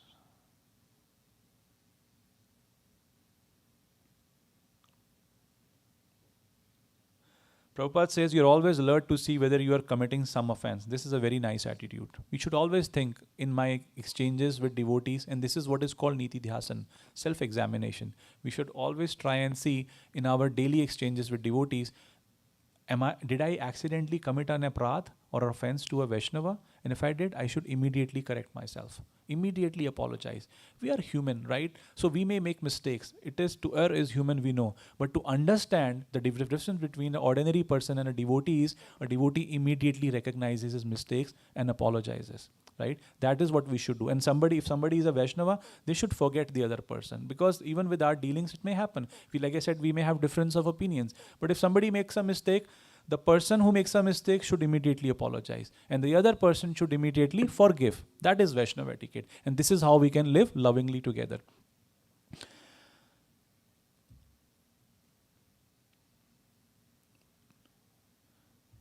Also, now we talk about, this is an important point, and maybe we'll just cover this topic and end here, just so we are respectful of our time. Correcting others. Now, this is a very common tendency of people who are practicing Krishna consciousness. So it says devotee means he's able to tolerate all kinds of discomfort and whims of the material nature. So as devotees, the first quality of a sadhu is titikshvaka, karunik eva, right? We must be most tolerant. Turbulences, problems, obstacles may come in our spiritual life, but we must try to tolerate as much as small. Chaitanya Mahaprabhu said, Tinadapi sunichna tarurapi saishna. Tolerance is the first and foremost quality of a devotee, and we may not be born with that quality, but as we practice devotion, we must try to learn this quality and try to tolerate as much as possible. He takes no time to become angry or take offense with others or find some fault. As devotees, this is not our business. We have come here to expand our devotion, to increase our Krishna consciousness, and if only thing that we are doing in Krishna consciousness is becoming angry just because somebody did not follow our discussion or suggestion, then, and for taking time finding faults. Everybody has faults. There is nobody in this world who may not, who may not have any faults. But our attitude should be that if we are a sieve, you know what is a sieve is? Sieve is like, which is used to drain the food. So we are a sieve with 100,000, holes in our back. And as a sieve, if we say to a needle that you have a hole in your back, what are we doing, right? Other person may have one fault and we may have hundreds and thousands of faults, but we are seeing their one fault. So that is why a devotee should always try to see the good qualities of others, because it is very easy to see faults, but it is very difficult to see good qualities. So as a devotee, if we want to progress, we only want to see good things. And if you see the good quality in others, those good qualities come in you. And if you see the bad qualities of others, those bad qualities also come in us. So anyway, that's what devotees should completely avoid. Now, there is a difference between criticism and correction, right? And oftentimes we get confused and we think, oh, I mistook or misdid one for the other.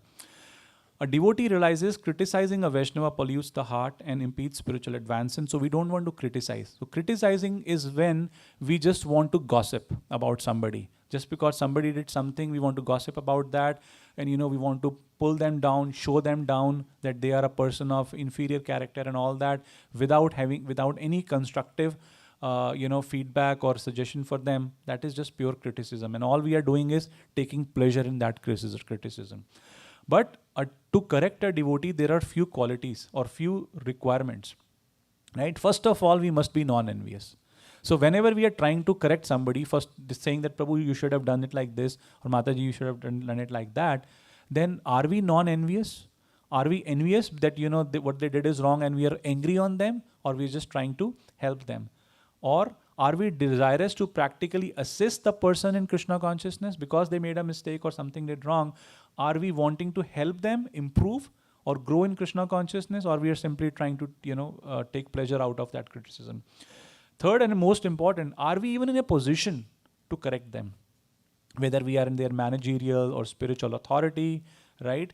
And if we should make corrections. Sometimes and many times we see, again, people who are new to Krishna consciousness, they try to correct their seniors, which is again, not just a matter of etiquette, it is an aparadh, right? And fourth, has that person even requested for us to correct them, right?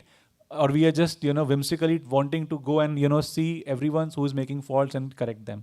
That is not the mood. So correcting others has to follow this 4-point checklist. And if all these things we are able to check, then we should go and correct them. Otherwise, we should leave it to Guru, Krishna, and other seniors to do that. And most importantly, the devotee offering correction must be practicing what he preaches, right? If I have faults in my heart and I'm telling the other person, oh, why are you doing this? And I'm doing it myself. Guru Maharaj says, Achar, Vichar, and Prachar has to be the same, right? We cannot be, artificial or duplicious in that. Again, I'm going to go over the text highlighted in yellow. A junior devotee should not personally attempt to correct another devotee. If we are junior, we're still new to Krishna consciousness, we do not have business to correct other devotees. Let the temple management, the seniors, the authorities do that. Harsh words and actions have no place in correcting a senior devotee, right? But this is again in general circumstances. Sorry? Yes. So, when sincere means that somebody is, making sincere attempts to progress, right? And we do not, even if we want to correct them, there is no room for harsh words or actions, just blaspheming others. Again, that is important. We want to destroy the ignorance in the heart of a devotee, not the devotee himself. Right? Sometimes we are so angry with with a person that we think we'll just destroy them. No, if we are truly, a well-wisher for them, we want to just take that tendency out of them, not that person, blaspheme them so much that they completely fall down from that path. And if somebody offers us correction, we should be grateful, not upset, because this is a learning for us. Because we should see that Krishna has come in the form of a devotee to correct me, give me some guidance, and we should meditate on that. If I truly made a mistake, or that person is just artificially criticizing me. And most of the times we will see people who are our well-wishers, they would want to see our good. That's why they're making those recommendations. So if somebody is offering us a correction, we should not take it negatively, or we should not become envious, or we should not hold any grudges or hatred in our heart that this person has corrected me. An advanced devotee will see each and every correction offered as the mercy of Lord Chaitanya Mahaprabhu. Of course, we may not be advanced, so we may feel bad if somebody offers us a correction, but we want to get there, right? Prevention is better than cure. If all devotees take up the responsibility to develop proper awareness in their devotional behavior, the need of correction will be minimized. If we self-examine and self-administer ourselves, then nobody will have to ever correct ourselves. A devotee who is humble does not fault find. Prabhupada's quote. So if you're not finding fault with anyone, you are a good Vaishnava. That means we should, again, it is not our business to find faults in everyone. So why do that? Vaikuntha attitude, we already discussed that. If we are living lovingly, without correcting or criticizing or blaspheming others and thinking I'm doing better than others, this is material conception. This is not Vaikuntha attitude. The spiritual sky is absolutely opposite, wherein everybody thinks the other person is better than me, and how can I learn from them and not make corrections to them. So this is what we want to do. Prabhupada talks about it should be our policy that nobody is ill-treated. Otherwise, he may go away. Prabhupada said we spend gallons and gallons of blood, making a devotee. So if we blaspheme them, if we mistreat them, then that person may go away. And when will that person get a chance? And maybe that person will, develop a negative feeling about Krishna consciousness, and they will leave Krishna consciousness for several lifetimes to come. So we don't want to do that. Even everyone comes for reformation. You cannot expect them to be perfect. We are here because we want to reform ourselves. Again, method of correction is to mend it, not break it. We want to correct somebody as much as they're able to take, not so much that they completely break and give up their Krishna consciousness.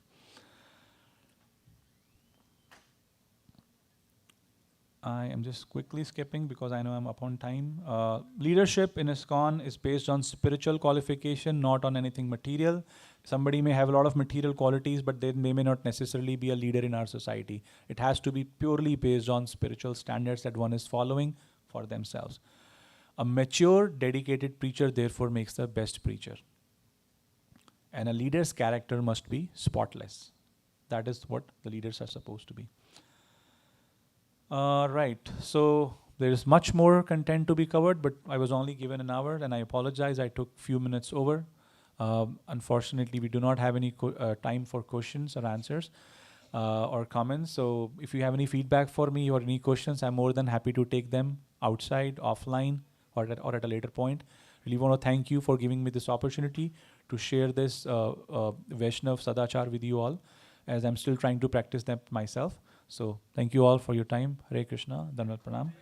Ancha kalpatarubhyascha kripa sindhubhyavcha patitanam pavanebhyo vaishnavebhyo namo namah. Srila Prabhupada ki jai, Guru Maharaj ki jai, aap sab Vaishnav bhakton ki jai. Hare Krishna, Dandavat Pranam. Hari Bol. Yes, Prabhuji. Absolutely.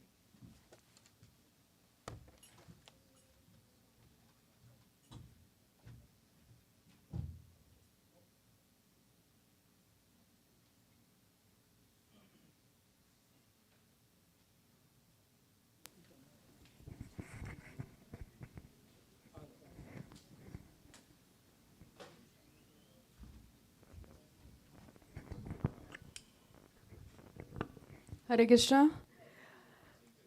We have another class starting. We have His Grace Madhupati Prabhu here, who is the temple president of ISKCON Central New Jersey.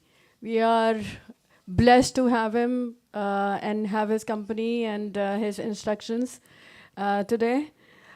Just a little introduction about him.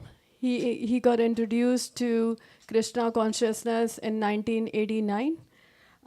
He got his first and second initiation in 2000 from Maharaj Jai Advait Swami Maharaj, and he has been serving as the temple president from 2004. He's really the founder of ISKCON CNJ. We started from a small hall where we used to meet every Sunday, and the deities would come from somebody's home, we'll take them back. That's how it started, and here we are. All the blessings of Lord Krishna and the efforts of Madhupati Prabhu and the team that we have a ISKCON CNJ temple, which is so well established now. And we are very happy to welcome you here, Prabhuji. Hare Krishna. Hari Bol. Hare Krishna. Hare Bol, Prabhu. I also want to add a few more on this. My journey in ISKCON started in 2012, and he was one of the person who watered that seed. I was in New Jersey over here, and in Central New Jersey, we used to have this program in Marathi Hall, Community Hall, every Sunday, and that's where I used to go. And I, of course, as everyone, I used to go there for prasadam, first 3 weeks. And after that, I was just sold to the Bhagavad Gita classes that Prabhu was giving. So thank you so much, Prabhu. And because of you only, what you started in there in 2013 and 14, I'm right now here. Thank you so much. Hari Bol.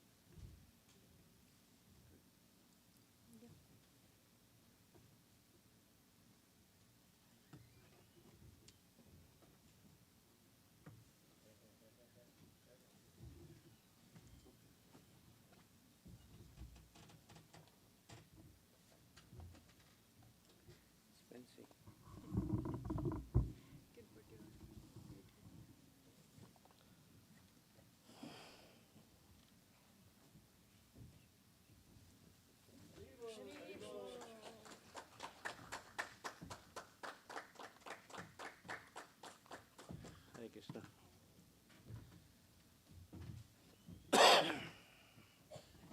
Let me pull that up before me.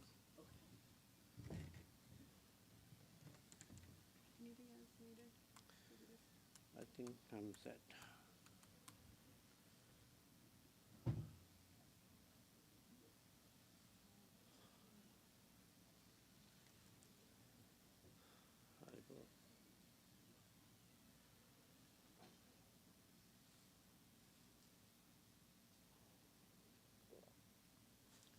Some Kartal, or do we do Jai Radha Madha or directly go in?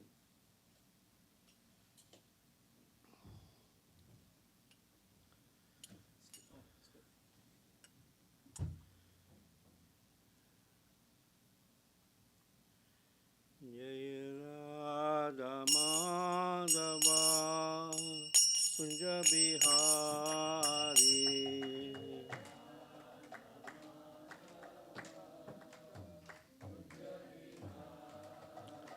Jai Radha Madhava Kunja Bihari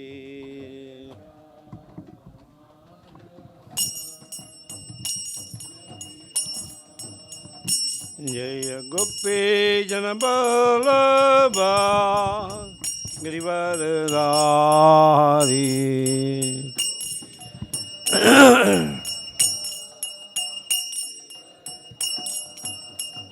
Jaya Gopi Janaballabha Girivardhari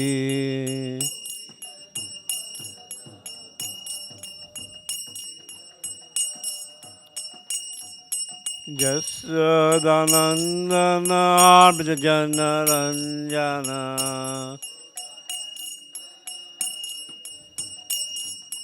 Jasodanandana Brajanaranjana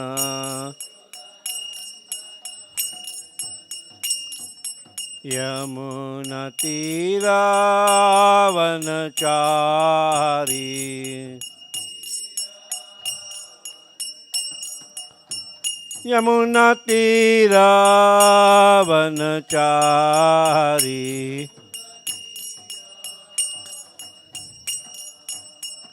Jaya Radha Madhava Kunja Bihari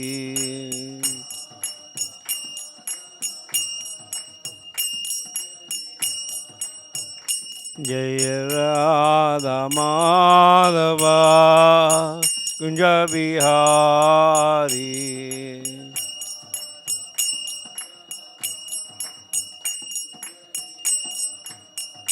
Hare Krishna Krishna Krishna Hare Hare Hare Rama Rama Rama Hare Hare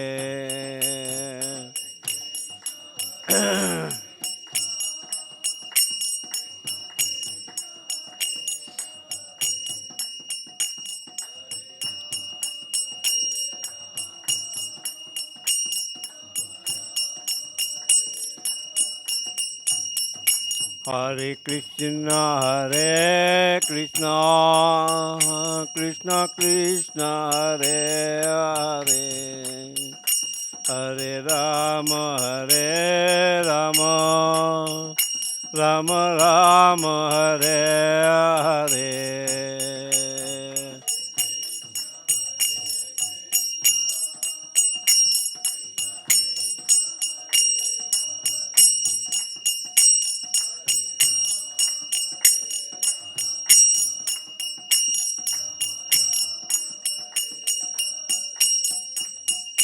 Hare Krishna Krishna Krishna Hare Hare Hare Rama Rama Rama Hare Hare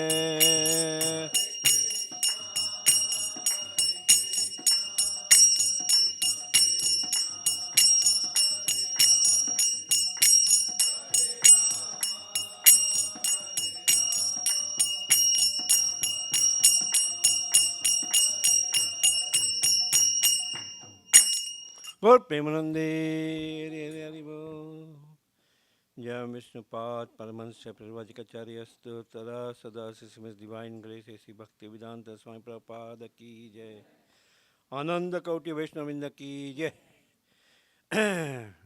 Samavita Bhakta Binda Ki Jai Gaur Premanande Hare Hare Bol. All glories to assembled devotees. All glories to assembled devotees. All glories to assembled devotees. All glories to Sri Sri Guru and Gauranga. Thank you all very much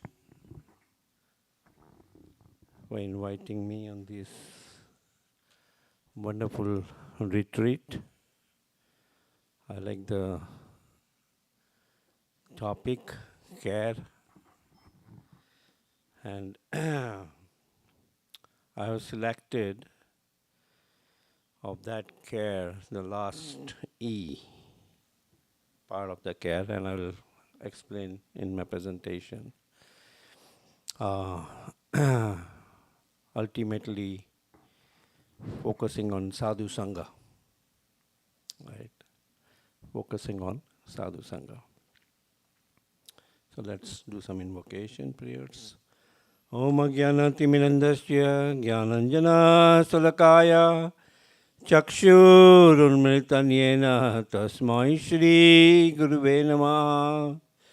Sri Chaitanya Manobhistam Stapitam Yena Bhutale Swayam Rupa Kadamayam Dadati Swapadantikam Vandeham Shri Guru Sri Juta Padakamalam Shri Guru Vaishnavansya Shri Rupam Sagar Jatam Sagana Raghunathavitam Tam Sajivam Sadvaitam Savadutam Parijana Sahitam Shri Krishna Chaitanya Devam Shri Radha Krishna Padhan Sagana Lalita Shri Vishakha Vitamsya He Krishna Karuna Sindhu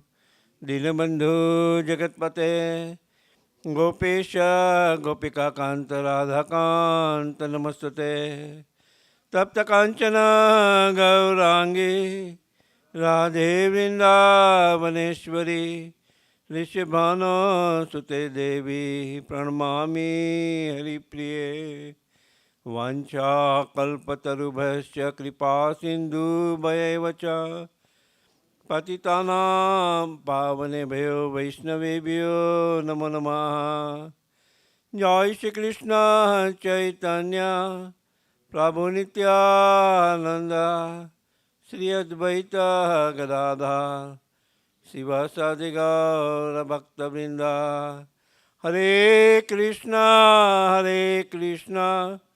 Krishna Krishna Hare Hare Hare Rama Rama Rama Hare Hare Namo Vishnu Padaya Krishna Prestaya Bhutale Gurudas Jai Dvaita Swami Niti Namine Hare Krishna.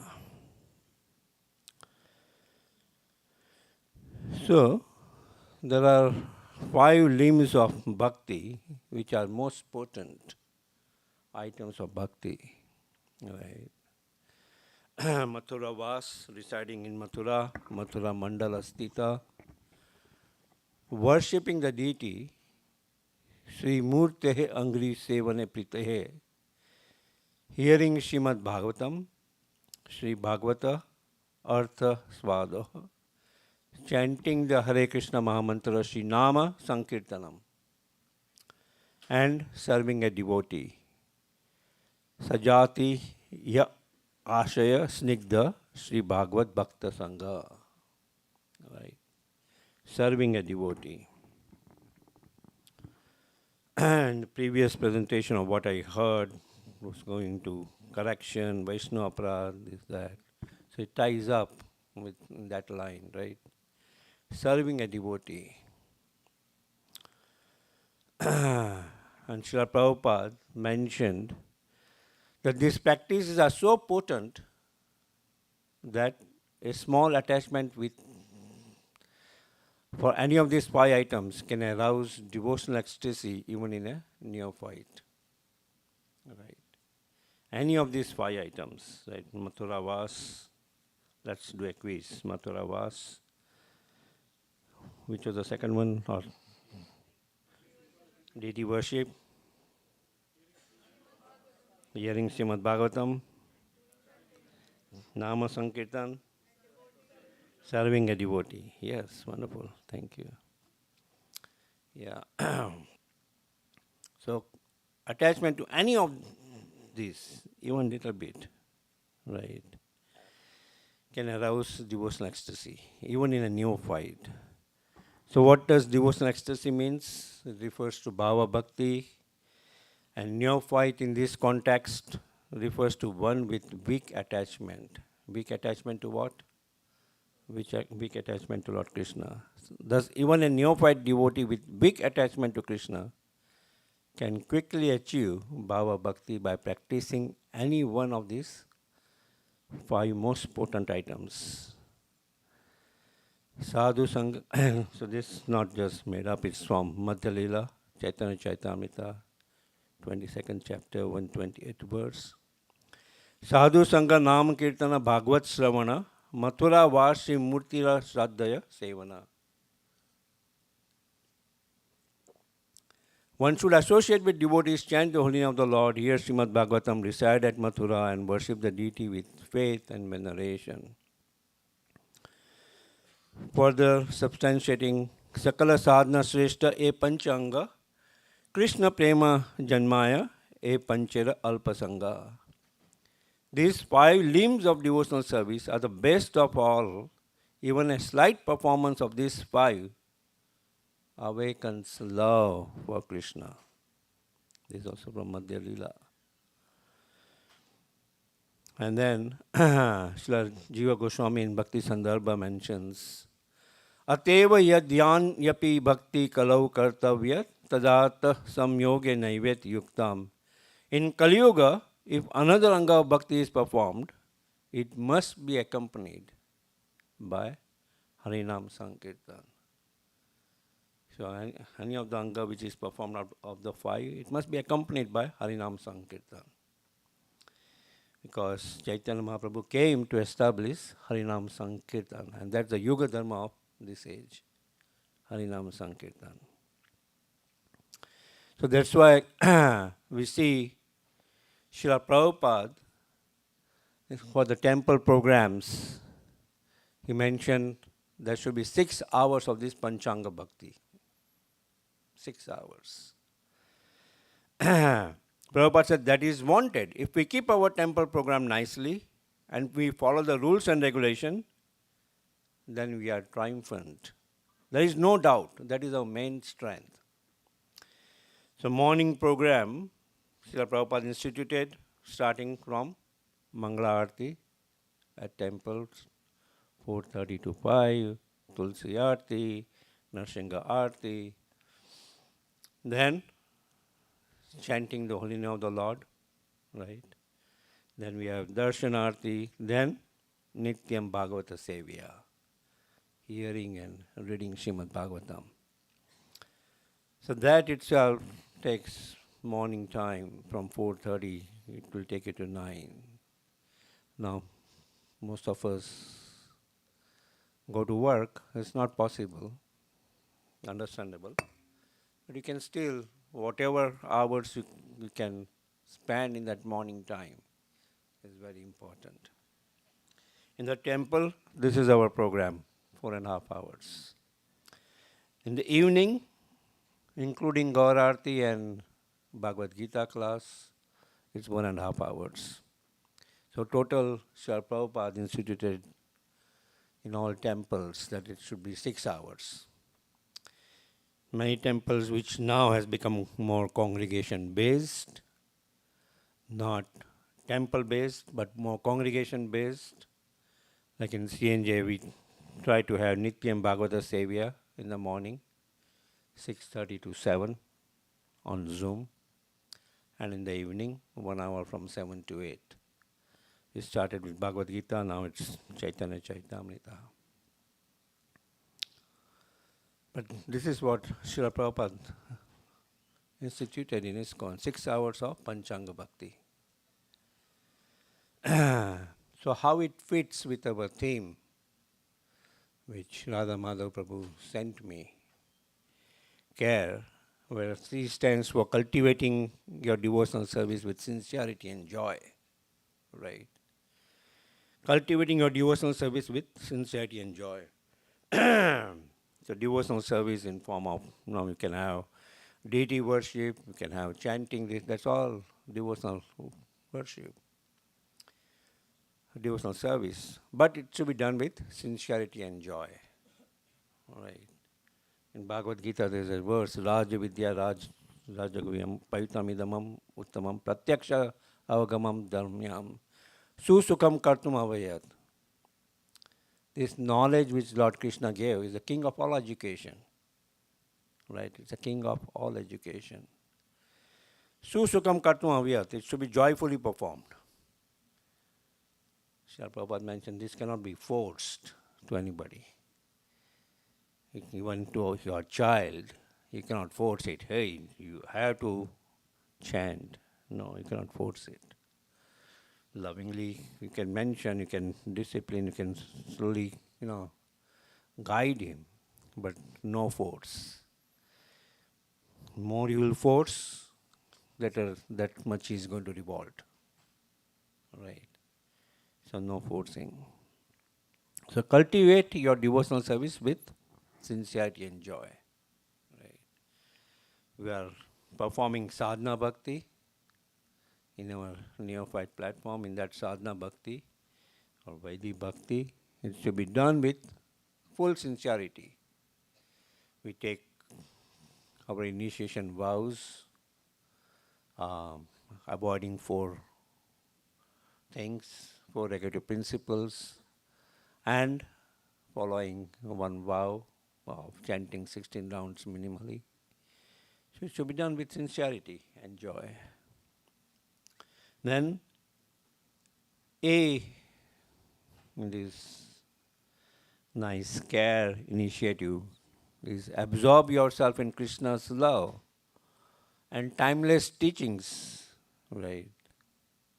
Krishna's love and timeless teachings. Absorb yourself. And that completely focuses on education. Right? Absorbing ourselves in hearing and reading Srimad Bhagavatam, Bhagavad Gita, Chaitanya Charitamrita. So it should be done regularly. So those who are sincere, there's also an app now, Sadhana app, where you can monitor yourself, how many rounds you are chanting, when you are chanting, how many minutes of a day you are either hearing or reading Srimad Bhagavatam. If anybody does not have the app, they can contact me. I can show you. You can install it. R stands for reciprocate with Krishna's mercy through loving devotion. Through loving devotion, again, focusing on loving devotion. Reciprocate with Krishna's mercy. Again, this focuses on chanting the holy name and worshipping the deity. And then last E stands for elevate your consciousness through spiritual association and service. The spiritual association and service is sadhu sangha. Right. Tad vidhi pranipatena pariprasnena sevya upadekshanti te jnanam jnanina tattvadarshina. Unless you don't serve with all humility and have pariprasnena, then you can inquisitively ask. But first is service. First is service to a self-realized person. So serving a Vaishnava is very, very important in our devotional life. Right? And that focuses on sadhu sangha. And we're very fortunate that Kratu Prabhu wrote this nice book, Sadhu Sangha, The Power of the Association of Devotees. Right? So, and I just took some of the references from this book for this presentation. In scriptures, in Chaitanya Charitamrita Madhya Lila, 22nd chapter again and 54th verse, Mahaprabhu mentions, Sadhu Sangha, Sarva Sasya Koy, Lava Matra Sadhu Sangha, Sarva Siddhi Hoy. The verdict of all revealed scriptures is that by even a moment's association with a pure devotee, one can attain all success. Even a moment's association with a pure devotee, one can attain all success. That's why here it's mentioned lava matra. Lava, it's a measurement of time. It is 1/11th of a second. 1/11th of a second is laya. Right, lava matra. So even a moment's association with a pure devotee, one can attain all success. And what's the evidence? we can see Mrigari the hunter, Valmiki, right, Dhruva Maharaj, Prahlad Maharaj, so many got a moment's association with whom? Narad Muni. And they transform the life. Right. Kratu Prabhu mentions here about his association, very moment's association with Srila Prabhupada. Right, and his life got transformed by moment's association with Srila Prabhupada. And we saw that Srila Prabhupada, with his sincere following of the instruction of his spiritual master, and with his purity, now he could transform so many devotees. Right, moment's association with a pure devotee. Right. Yeah. In Srimad Bhagavatam it is said, Sadhunam samachittanam suttaram mat kritatmanam darshanan no bhaved bandha pum shakshna savitu yatha. When one is face to face with the sun, there is no longer darkness for one's eyes. Similarly, when one is face to face with a sadhu, a devotee, who is fully determined and surrendered to the Supreme Personality of Godhead, one will no longer be subject to material bondage. Right. Krishna Surya Sama Maya hai Andhkar, Jahan Krishna Vahan Nahi Maya Adhikar. Right. Krishna is like light. Maya is like darkness. Wherever there is Krishna, there is no question of darkness. And wherever there is Krishna, there are devotees. And the devotees, the Vaishnavas, are so fully determined and surrendered to the Supreme Personality of Godhead, right, that they are the carriers of that mercy of the Lord. They carry the mercy of the Lord, right, and deliver people from all material bondage. Right.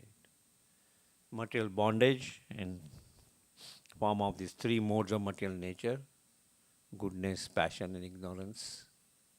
The whole world, Tribi Gunai Mahi Bhavi Ibim Saranam Idam Jagatam Mohitam Nami Janati Mamebhyam Paramavayam. Lord says that the whole world is bewildered by these three modes of material nature. I made it, but I am inexhaustible. Lord says, I made it, but I am inexhaustible. He does not come under the influence of the three modes of material nature. So how do we overcome the three modes of material nature? Daivi Hesha Gunamai. Right. The only way one can overcome the three modes of material nature is to take shelter of the Supreme Personality of Godhead, or his bona fide representative, who will always bring you to the Supreme Lord. Right? A bona fide representative is like a postman. A postman, what does he do? He delivers post. But whom does he represent? He represents the United States Postal Service. Right? Ultimately, the government. So he is just the order carrier. So similarly, the devotees of the Supreme Lord, they just are order carrier of the Supreme Lord. Right? From that reservoir of power, the power in form of electricity flows through wires, conduit, poles are upholding that wires at different places. And then that same power comes to your home. Right? But do you get that power? No. Unless you plug yourself in that socket, you are not going to get power. Right? So that plugging yourself to that socket is connecting with a devotee, connecting with the spiritual master. And the poles which are holding these conduits are the Sampradaya Acharyas. And that reservoir of powerhouse is the Supreme Lord Himself. Right? Yeah.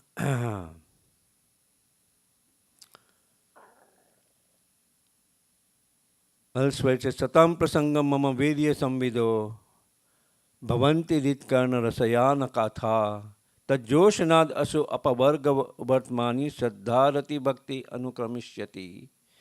In the association of pure devotees, what happens? Discussion of the pastimes and activities of the Supreme Personality of Godhead. In the association of pure devotees, discussion of the pastimes and activities of the Supreme Personality of Godhead is very pleasing and satisfying to the ear and the heart. By cultivating such knowledge, one gradually becomes advanced on the path of liberation, and thereafter he is freed and his attraction becomes fixed.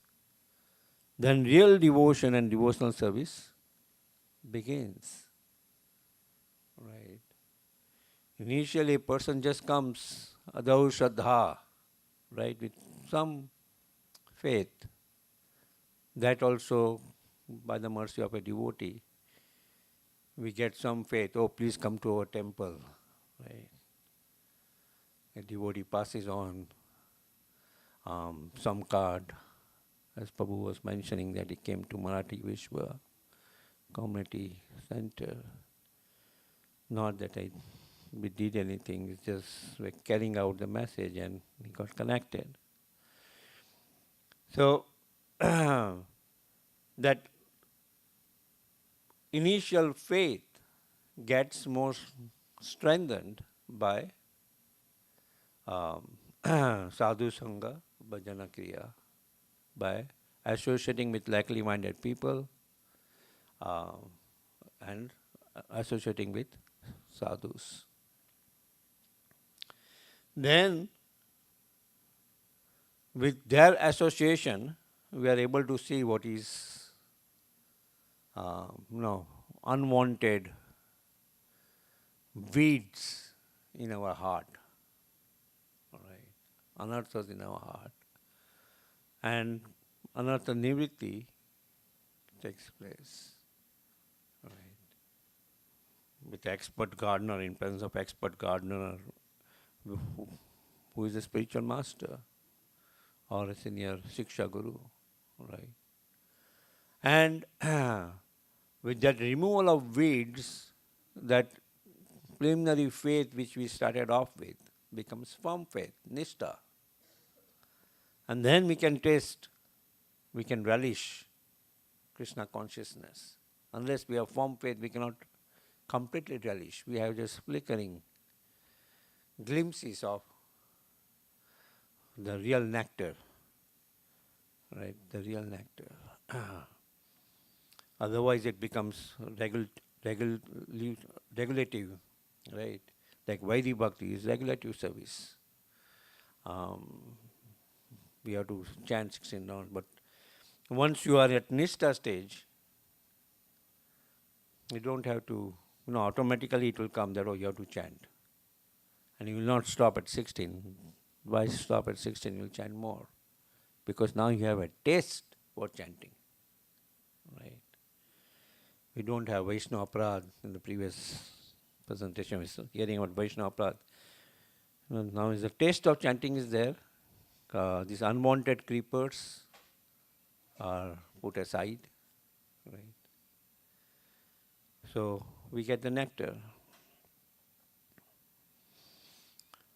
And that's why this is emphasized more and more in Shastra. Aradhanam sarvesham Vishnu aradhanam param tasmat parataram devi taidyanam samarchanam. Lord Shiva mentioning to Goddess Durga, my dear Devi, although the Vedas recommend worship of demigods, the worship of Lord Vishnu is topmost. But however, above the worship of Lord Vishnu is the rendering of the service to Vaishnavas, who are related to Lord Vishnu. Yeme bhakta jana partha, name bhakta chate jana, mad bhaktanam chaye bhaktaha, teme bhakta tamamataha. Lord Krishna tells to Arjuna, those who are my direct devotees are actually not my devotees. Right? But those who are the devotees of my servant are actually my devotees. Right. So, on the Kanishta Adhikari stage, the lowest form of, there are Kanishta Adhikari, Madhyam Adhikari, Uttam Adhikari, 3 categories. On the Kanishta Adhikari stage, one is just absorbed, okay, me and deities. They are not looking at the surrounding, that there are Vaishnavas. They don't often even think about that, oh, they are so important that, oh, my relationship with them matters much more for my progress in spiritual life. Right. For my progress in spiritual life, the relationship with Vaishnavas are much more important than my relationship with the Supreme Lord. Right. Mahaprabhu was asked this question: what is the most important wing of devotional service? And though Mahaprabhu came to establish Yuga Dharma in form of Sankirtan, chanting of the holy name of the Lord, he mentioned association. Right? Association with sadhus. Because we will associate with like-minded people, with sadhus, with devotees, you will continue your chanting. Otherwise, you will lose taste in your chanting. Right? You will lose taste in your chanting. So that's very important point. Lord Krishna is mentioning, those who are my devotees are not my devotees. But those who are serving my devotees, my servants, they are my devotees.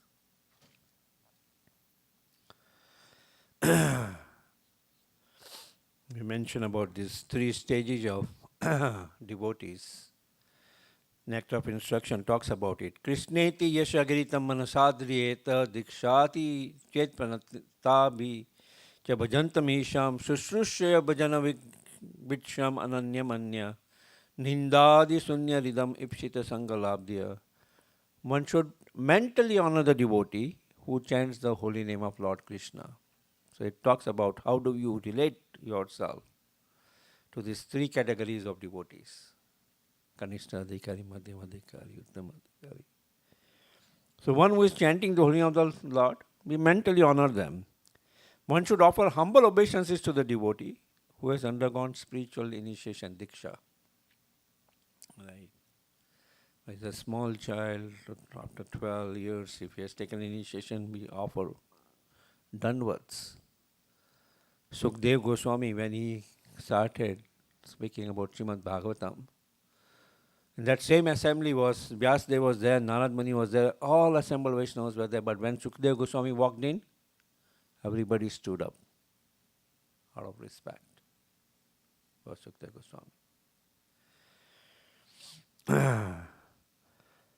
So, one should offer humble obeisances to a devotee who has undergone spiritual initiation, Diksha, and is engaged in worshipping the deity.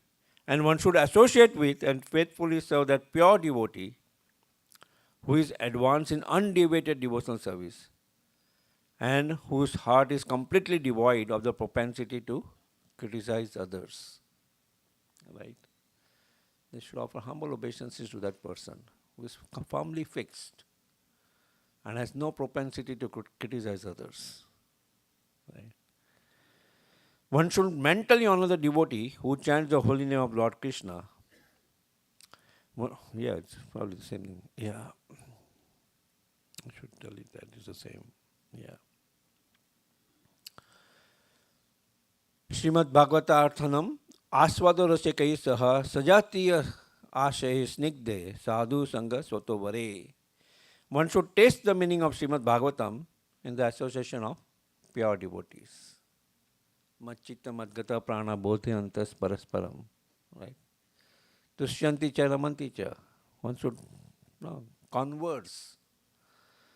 Taste the meaning of Srimad Bhagavatam in the association of pure devotees. And one should associate with the devotees who are more advanced than oneself. Right? Not that be out of fear or this advanced devotee we will associate and we will. in their presence all our secrets will come out. That how much unearthers we have, right? So we avoid the association of pure devotees and we just associate with devotees of our peers, rather, who also has material attachment like us, right? So that's all right. But if you really want to be corrected, we're talking about correction, if you really want to be corrected, take association of senior devotees. Take association regularly of senior devotees. If needed, have a mentor whom you can regularly report to that, oh, okay, Prabhu, these are the difficulties I'm having. And devotional service, right? Because in this verse itself it said, Sajati ashe snigdhe and sadhav sangha swato vare. Vare means better. Better than oneself. Better than oneself, how do we determine that? That he is more detached. He is completely attached to the Supreme Lord, performing devotional service. I am more attached to, cricket scores or mundane topics or so many other things, right? So, in the association of pure devotees, and one should associate with the devotees who are more advanced than oneself and who are endowed with a similar type of affection for the Lord, right?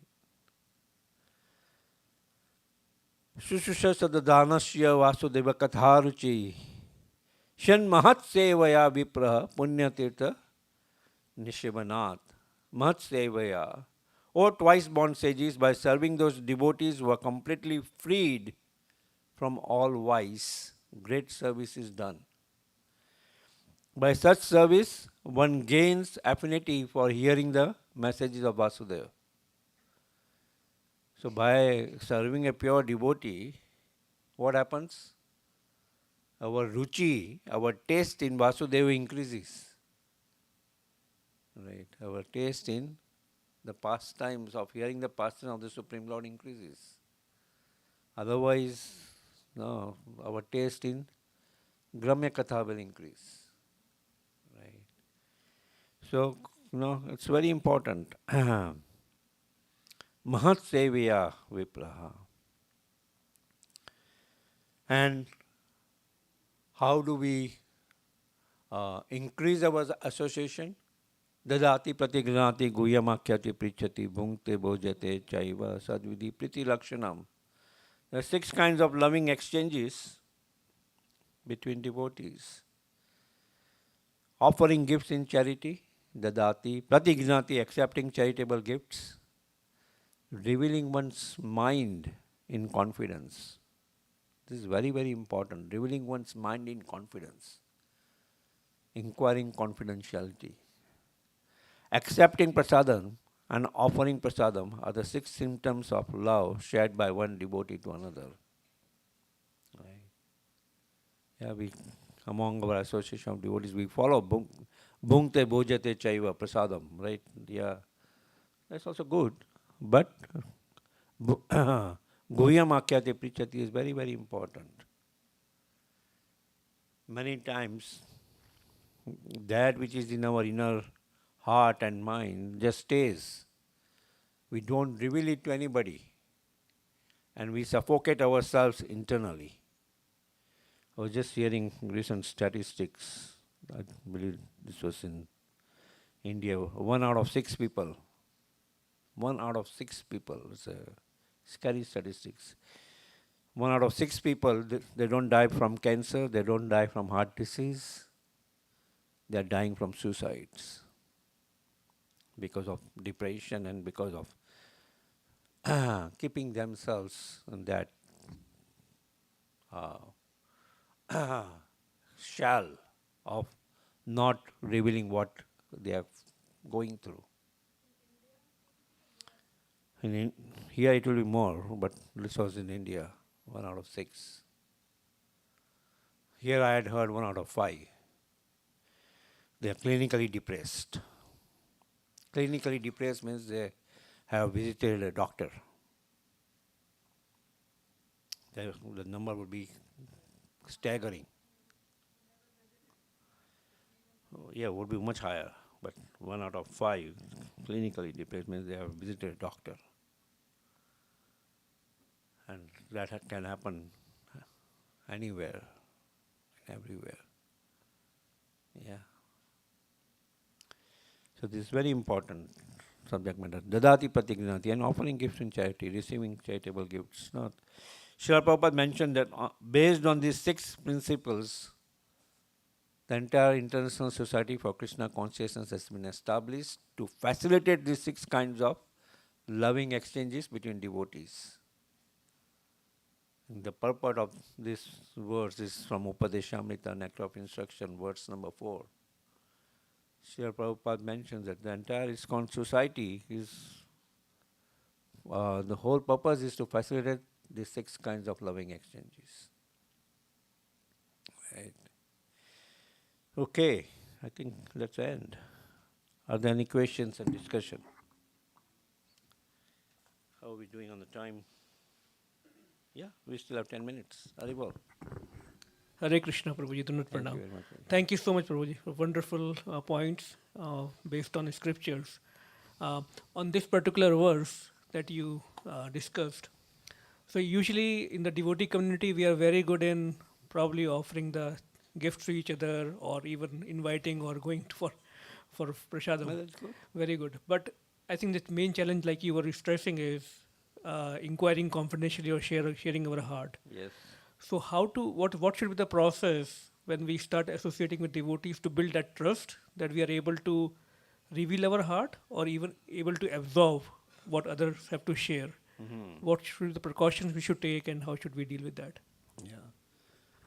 First of all, as far as precaution is concerned, it should be very confidential, and that confidentiality should be honored. Not that somebody reveals their mind to you confidentially, and you say, oh, it's confidential, and then pretty soon you find out that, it's circulating around. Oh, this devotee is having this challenge. And ultimately what would happen? That devotee is going to lose faith because you broke that confidentiality. Right. So that's very, very important. Confidentiality. And love and compassion, empathy. Many times it's when people come to reveal the mind, oh Prabhu, don't worry about that, just do this service. We'll talk about it. So many times we just think about a devotee as a resource rather than giving them proper love and care or proper encouragement. If we just think about a devotee as a resource, whatever may be his situation, whether he's we give him stipend or we don't give him a stipend or they're serving with love, but we just think about that devotee as a resource, right? Then we will fail. Initially we may pass, but over a period of time we will fail. Right? Over a period of time we will fail. Because whenever that person's needs are met, he's going to fly away. But if you treat him with respect, treat him with love and care, right, then he'll stay with you forever. So that's very, very important. Right. And administration we have this Bhakti Vriksha, right, at different levels. So the Bhakti Vriksha lead, or in each Bhakti Vriksha one person should be assigned, or a couple of people should be assigned, where the new devotees look up to them and they reveal their mind. and a buddy system. And it doesn't have to be that, they reveal the mind only to the lead. Somebody who is more senior, they start revealing the mind. And we just encourage that honest one-to-one talks between devotees. Yeah, so that's very, very important. Otherwise, there will be a lot of loss. Is that okay? Okay. Hare Krishna. Anybody else?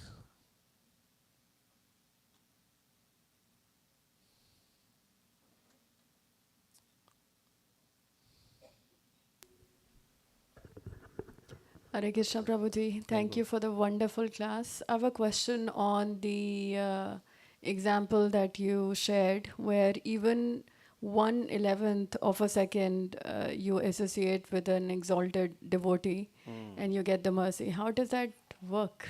How? How does it work? It's inconceivable.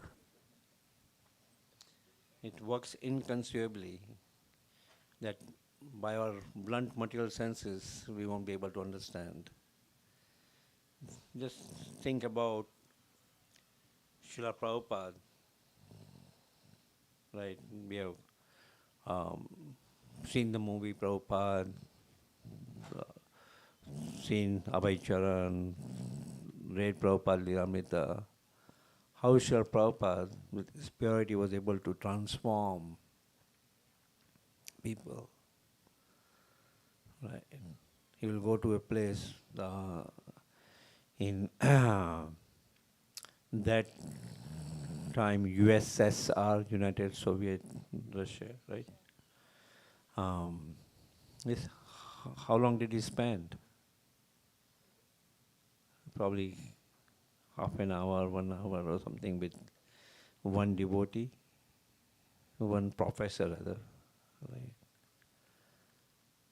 He was convinced. He took up to Krishna consciousness, and ultimately he spread that fire. And there are so many Russian devotees who have taken up to Krishna consciousness that in Mayapur, when you go for parikrama during Gaurapunim time, there's an entire yatra, separate yatra of Russian devotees. How did that happen? Right. Or in a Muslim nation, we see them having big pandal programs of thousands of devotees. Somebody would have ignited a spark there, and now it's being spread as wildfire. Right. The Arabic languages, books are being distributed. That's why our book distribution is considered as Brihat Midanga. Right, when we play Midanga, it can just sound here, but Brihat Midanga can sound throughout. The vibration of that Midanga in form of Krishna Upadesh, in form of books, right, would be spread throughout. Somebody gets a book, may keep on himself, and may lie on himself as is. But who knows, one day he will open and he will have all answers to his questions and he will transform his life. So it inconceivably works. Is that okay? Yes, Prabhuji, thank you. Yeah. Hare Krishna. And purity is a force. We'll see when Srila Prabhupada was around, Krishna consciousness was booming. It was booming, right? In temples, there was no space. First of all, there was no concept of paid devotional service. Srila Prabhupada used to personally take care. And it was so booming that people I remember one time Gopal Krishna Maharaj was mentioning that he had joined from Henry Street Temple. And there were so many devotees in that small temple that in the morning you could not figure out that where all were staying. Somebody would even sleep on a step. Right. There were stairs, so they were just sleeping on the step. Take cold shower, come for the morning program. So, but over a period of time, right, when that purity goes on reducing, we'll see we may be able to convince some people, but not masses like Srila Prabhupada did. Because laya matra sadhu sangha sarva siddhi hoy. He would speak somewhere and he will convince people like anything. Right? Convince people like anything. Is that okay? Yeah. But we should not wait more. We have gotten the mercy, distribute that mercy. Yare dekho tare kaho Krishna upadesh. Don't wait, oh no, I have to purify myself as Srila Prabhupada. It will come. Purity will come if you try more. Right. Srila Prabhupada prepared for that. Right. So we try more. Somehow Brahmande Brahmite kono bhagyavan jiva Guru Krishna paye bhakti lata bija. After wandering through so many universes, so many lifetimes, right, we have gotten the mercy of a bona fide spiritual master.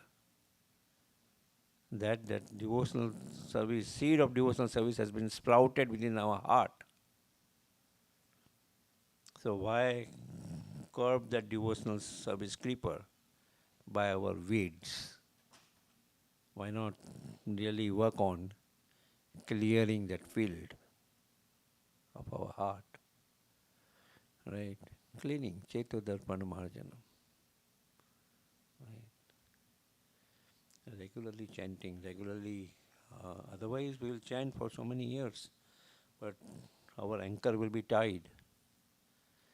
We'll be rowing our boat for so many years in Krishna consciousness, but our anchor will be tied on the shore, and we will say, oh, why this boat is not moving? Because we have tied our boat with the anchor, right, in form of our attachment, material attachments. So those can be cut only by the mercy of pure devotee sadhu sangha. Right. Otherwise, likely-minded devotees would tell you, oh yeah, it's okay,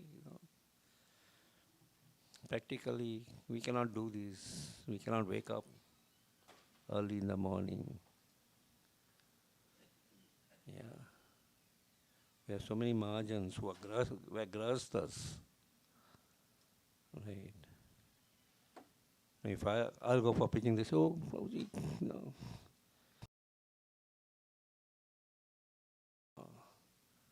Grahastha life have been practical, in form of practicality.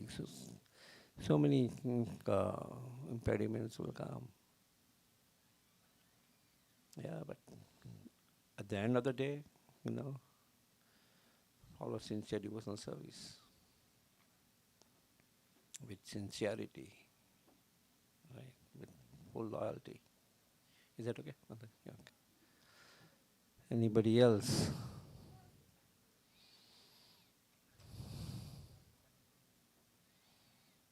Yeah, Haribol, Gopal Govinda Prabhu.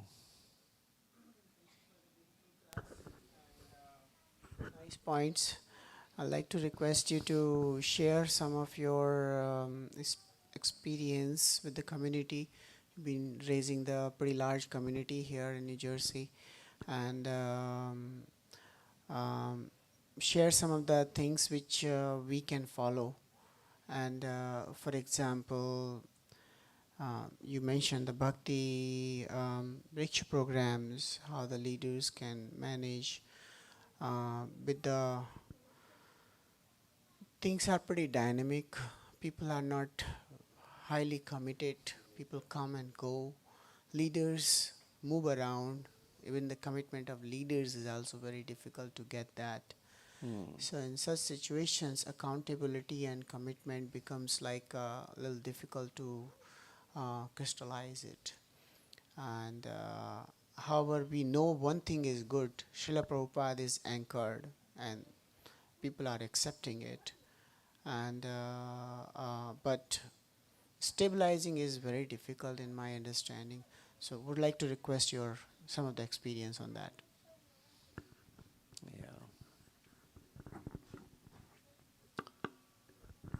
Yeah. One thing should be that whoever takes leadership position in ISKCON should imbibe this quality of a servant leader. He's just a facilitator. Right? He's just a facilitator. There's no question of no way is highway. If somebody wants to do devotional service in your temple, right, you just facilitate that. Right. So somehow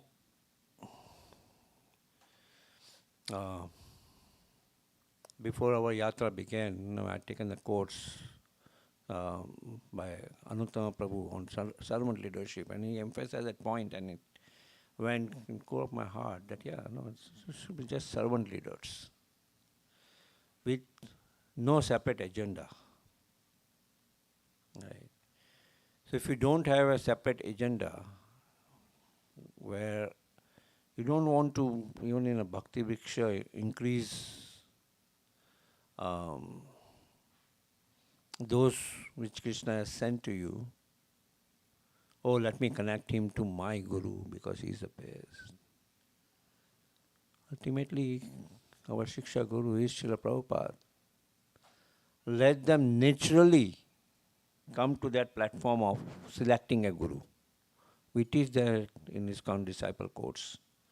Selecting a Guru is a big topic. And I think it's very, very crucial. Otherwise, we will have these silos of, Guru groupism. Right. And ultimately, over a period of time, we may not realize it initially, but in the form of growth.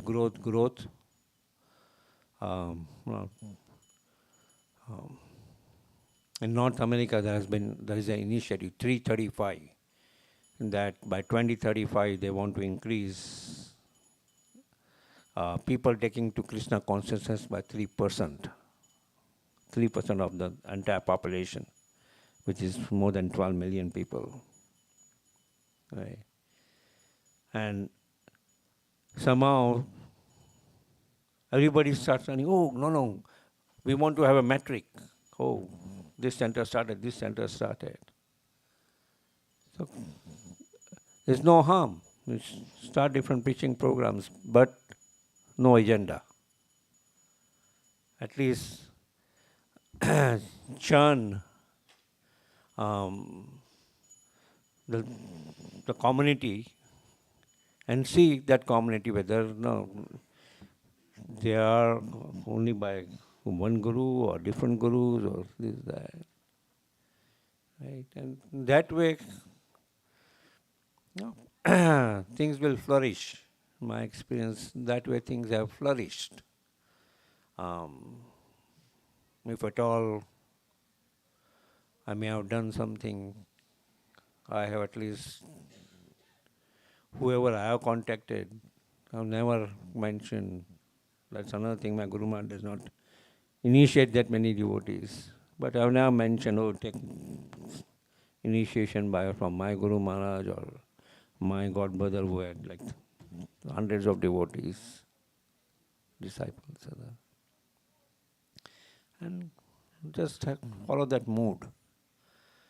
And respect each and every bona fide spiritual master in the movement. They're senior devotees with different moods, different focus of spreading Krishna consciousness. Right? To respect all of them. Right? And now there's an entire separate seminar on how one should think about a community building. Right? Where in community building, these are important points where you think of each and every person's needs. You cannot think of only your need of the yatra, that I want to make a big temple or grow my yatra exponentially. No. Have more people around you who are opposing you, right? Who do not directly, they are respectful, but they are opposing you. They are not just yes sayers. They oppose you on your different things. Because that will bring diversity. That will bring unity. Otherwise, yes, no, you'll just think, oh, that person always has he always finds faults with me. No, he should not be part of my team. And ultimately, it will not grow. But have more diverse people, as much as you can. Not that you always have tangential thought process in your team. No. But at least some common platform is there of respect of each other. But here, others. Yeah, so those are some of the tips. It's vast, we can have an entire session on that. But some of the tips, as leaders, be a servant leader, be a facilitator, and nothing else. No, the upadhi should be you are just a servant of the Supreme Lord. Right. And be that. That way it will grow more. Is that okay? Okay. Hare Krishna. Okay, thank you very much. Hare Krishna.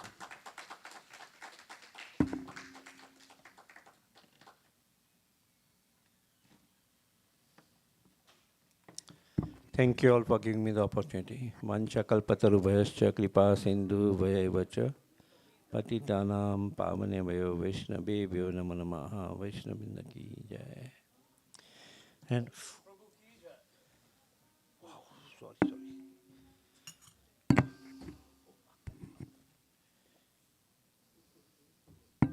Yeah, that's good. It's good. Okay. And for last 2 days,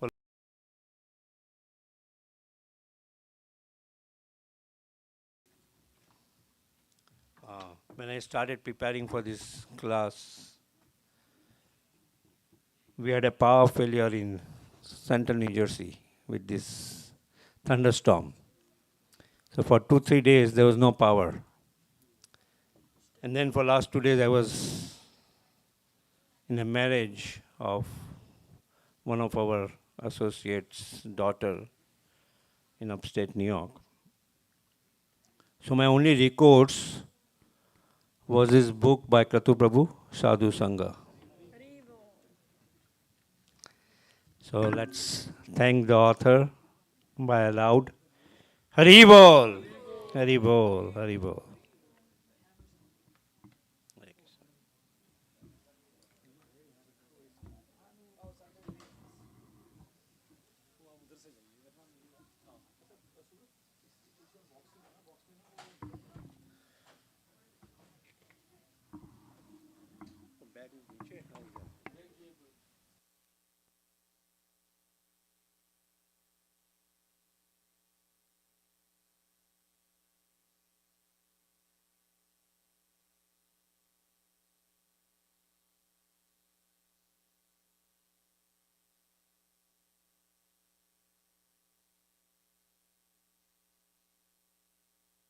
So dear devotees, we also have ISKCON Tobacco Parsippany temple leader, His Grace Nilmani Prabhu, and we want to have Prabhuji. Nilmani Prabhu is a disciple of His Holiness Radha Govind Swami Maharaj from ISKCON and has been leading the ISKCON Tobacco Yatra also. Prabhuji has about 30 plus years of Krishna consciousness practicing sadhana, and Prabhuji is very instrumental in developing the new Parsippany ISKCON temple. So we would like to hear about prasadam, because prasadam time is there. So we would like, few minutes, just have a seat before you. He will give a final signal of attacking prasadam. Till then, just develop the energy. So we like him. So please say 3 Haribols so Prabhuji can speak for a few minutes. Guru Maharaj ki jai. No, Prabhu, I can just stand here. No, we like to. Oh, Krishna. Please. Gone prasadam, Krishna. Sorry, I gave you the topic on the spot.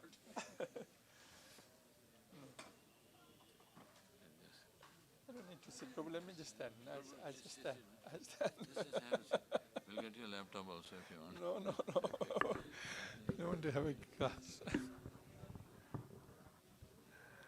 Oh, Krishna.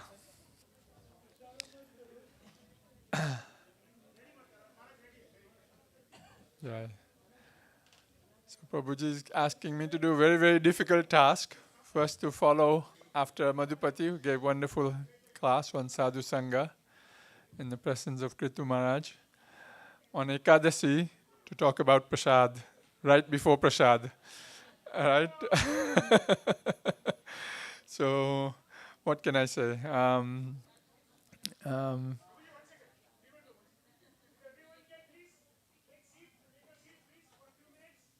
No. I really don't want to be between the devotees and prasadam on Ekadasi, right? Simply, I will just say, I think, Prabhuji, one of your books was on mercy, right? If I remember. What was the title exactly? I forgot, but... No? Prasadam, mercy. Okay, I seem to remember. Yes. Prasadam, yes. So, of course, we all know that,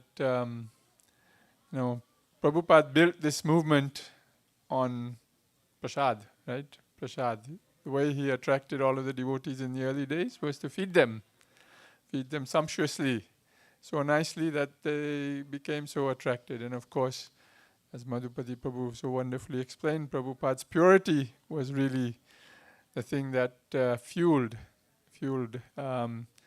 the success and his ability to inspire so many devotees in so many ways. But prasad was one of his secret weapons. He called that his, secret weapon that could penetrate the hearts of all devotees. And we all know, of course, the ISKCON bullets, of course.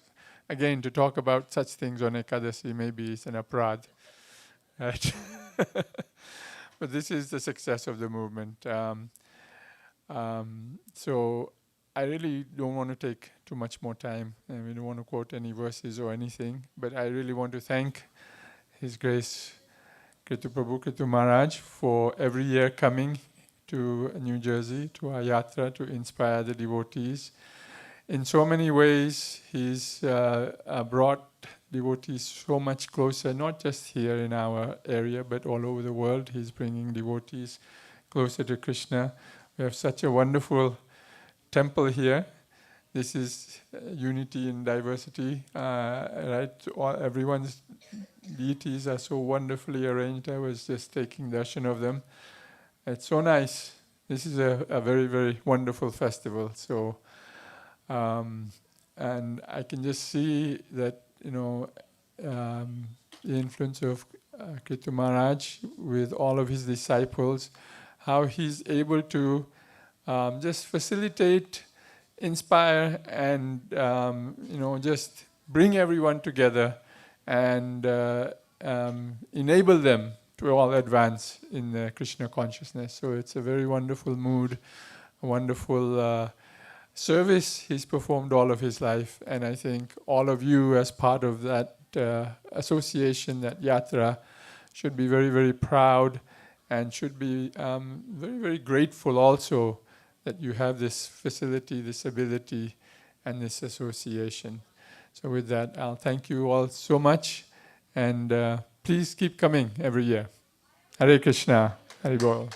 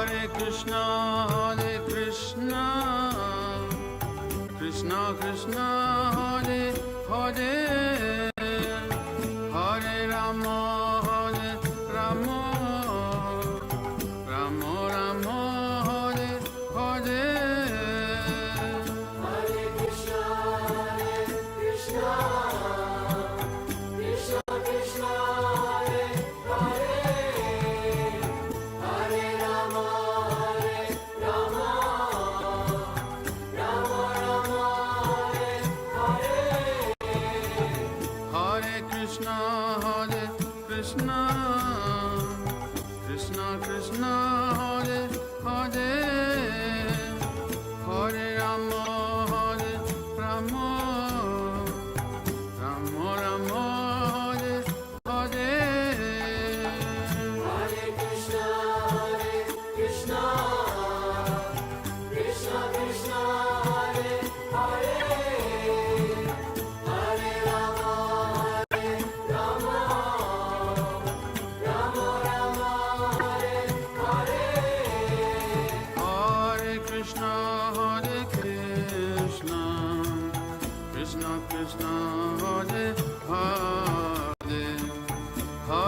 Ramo, Hare Ramo, Ramo Ramo, Hare Hare.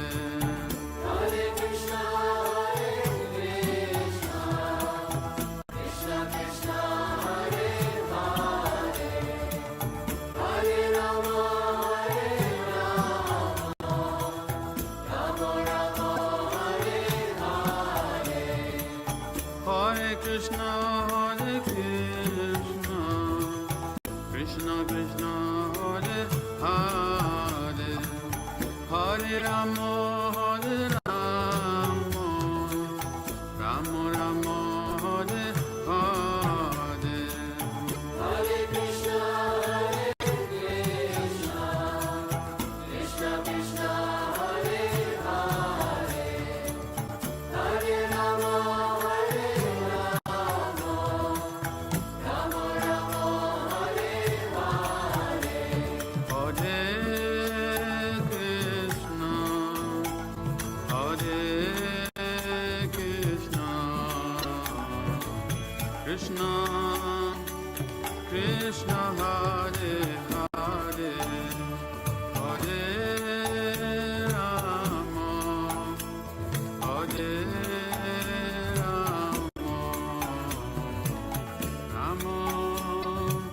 Rama Rama, Hare Hare.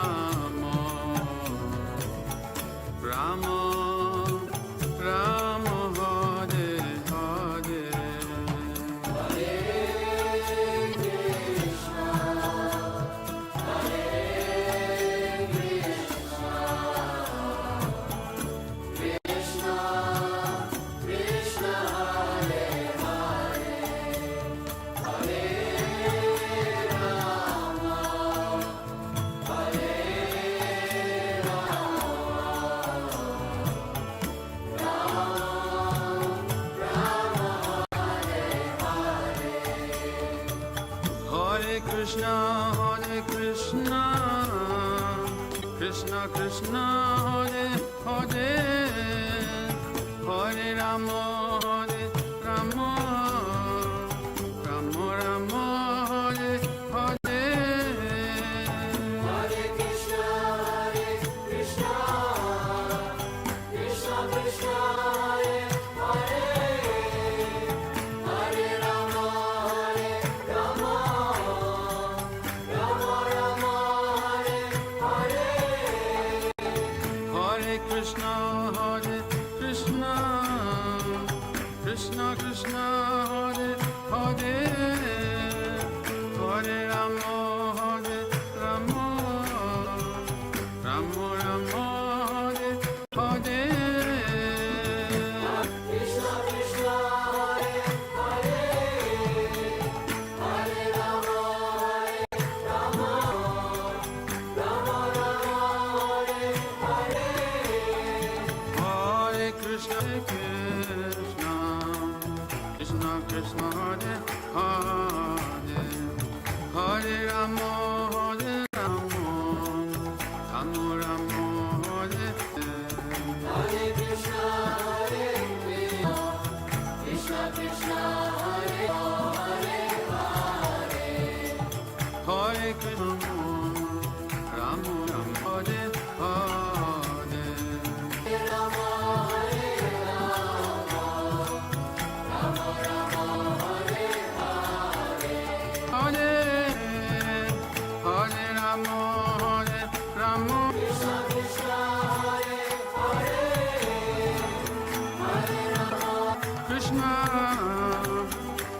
Krishna Hare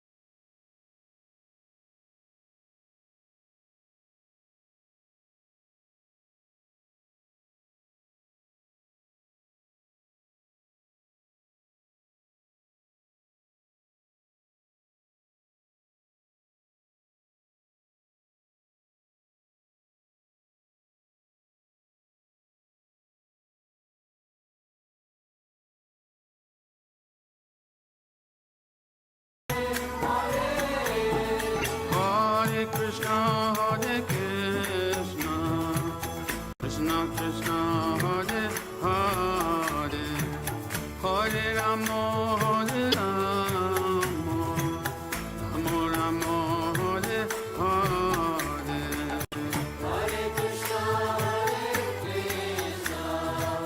Krishna Krishna Hare Hare Hare Rama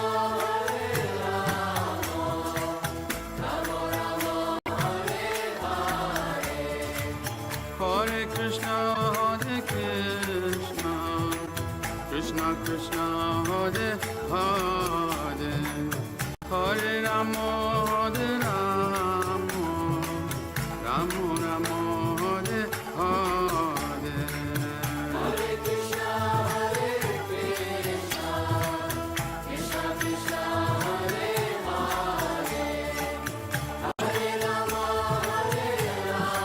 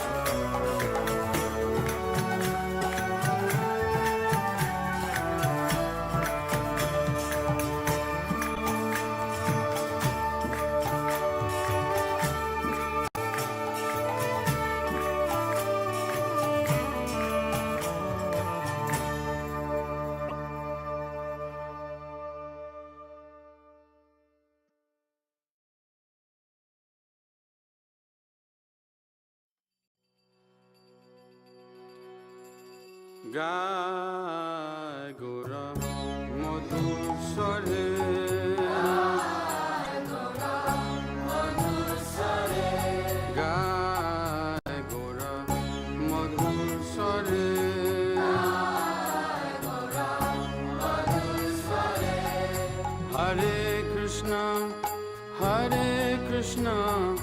Krishna Krishna Hare Hare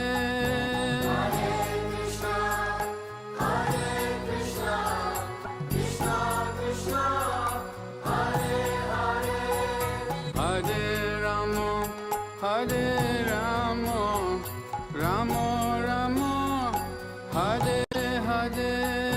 Hare Rama, Hare Rama, Rama Rama, Hare Hare. Hare Krishna, Krishna Krishna, Hare Hare. Hare Krishna,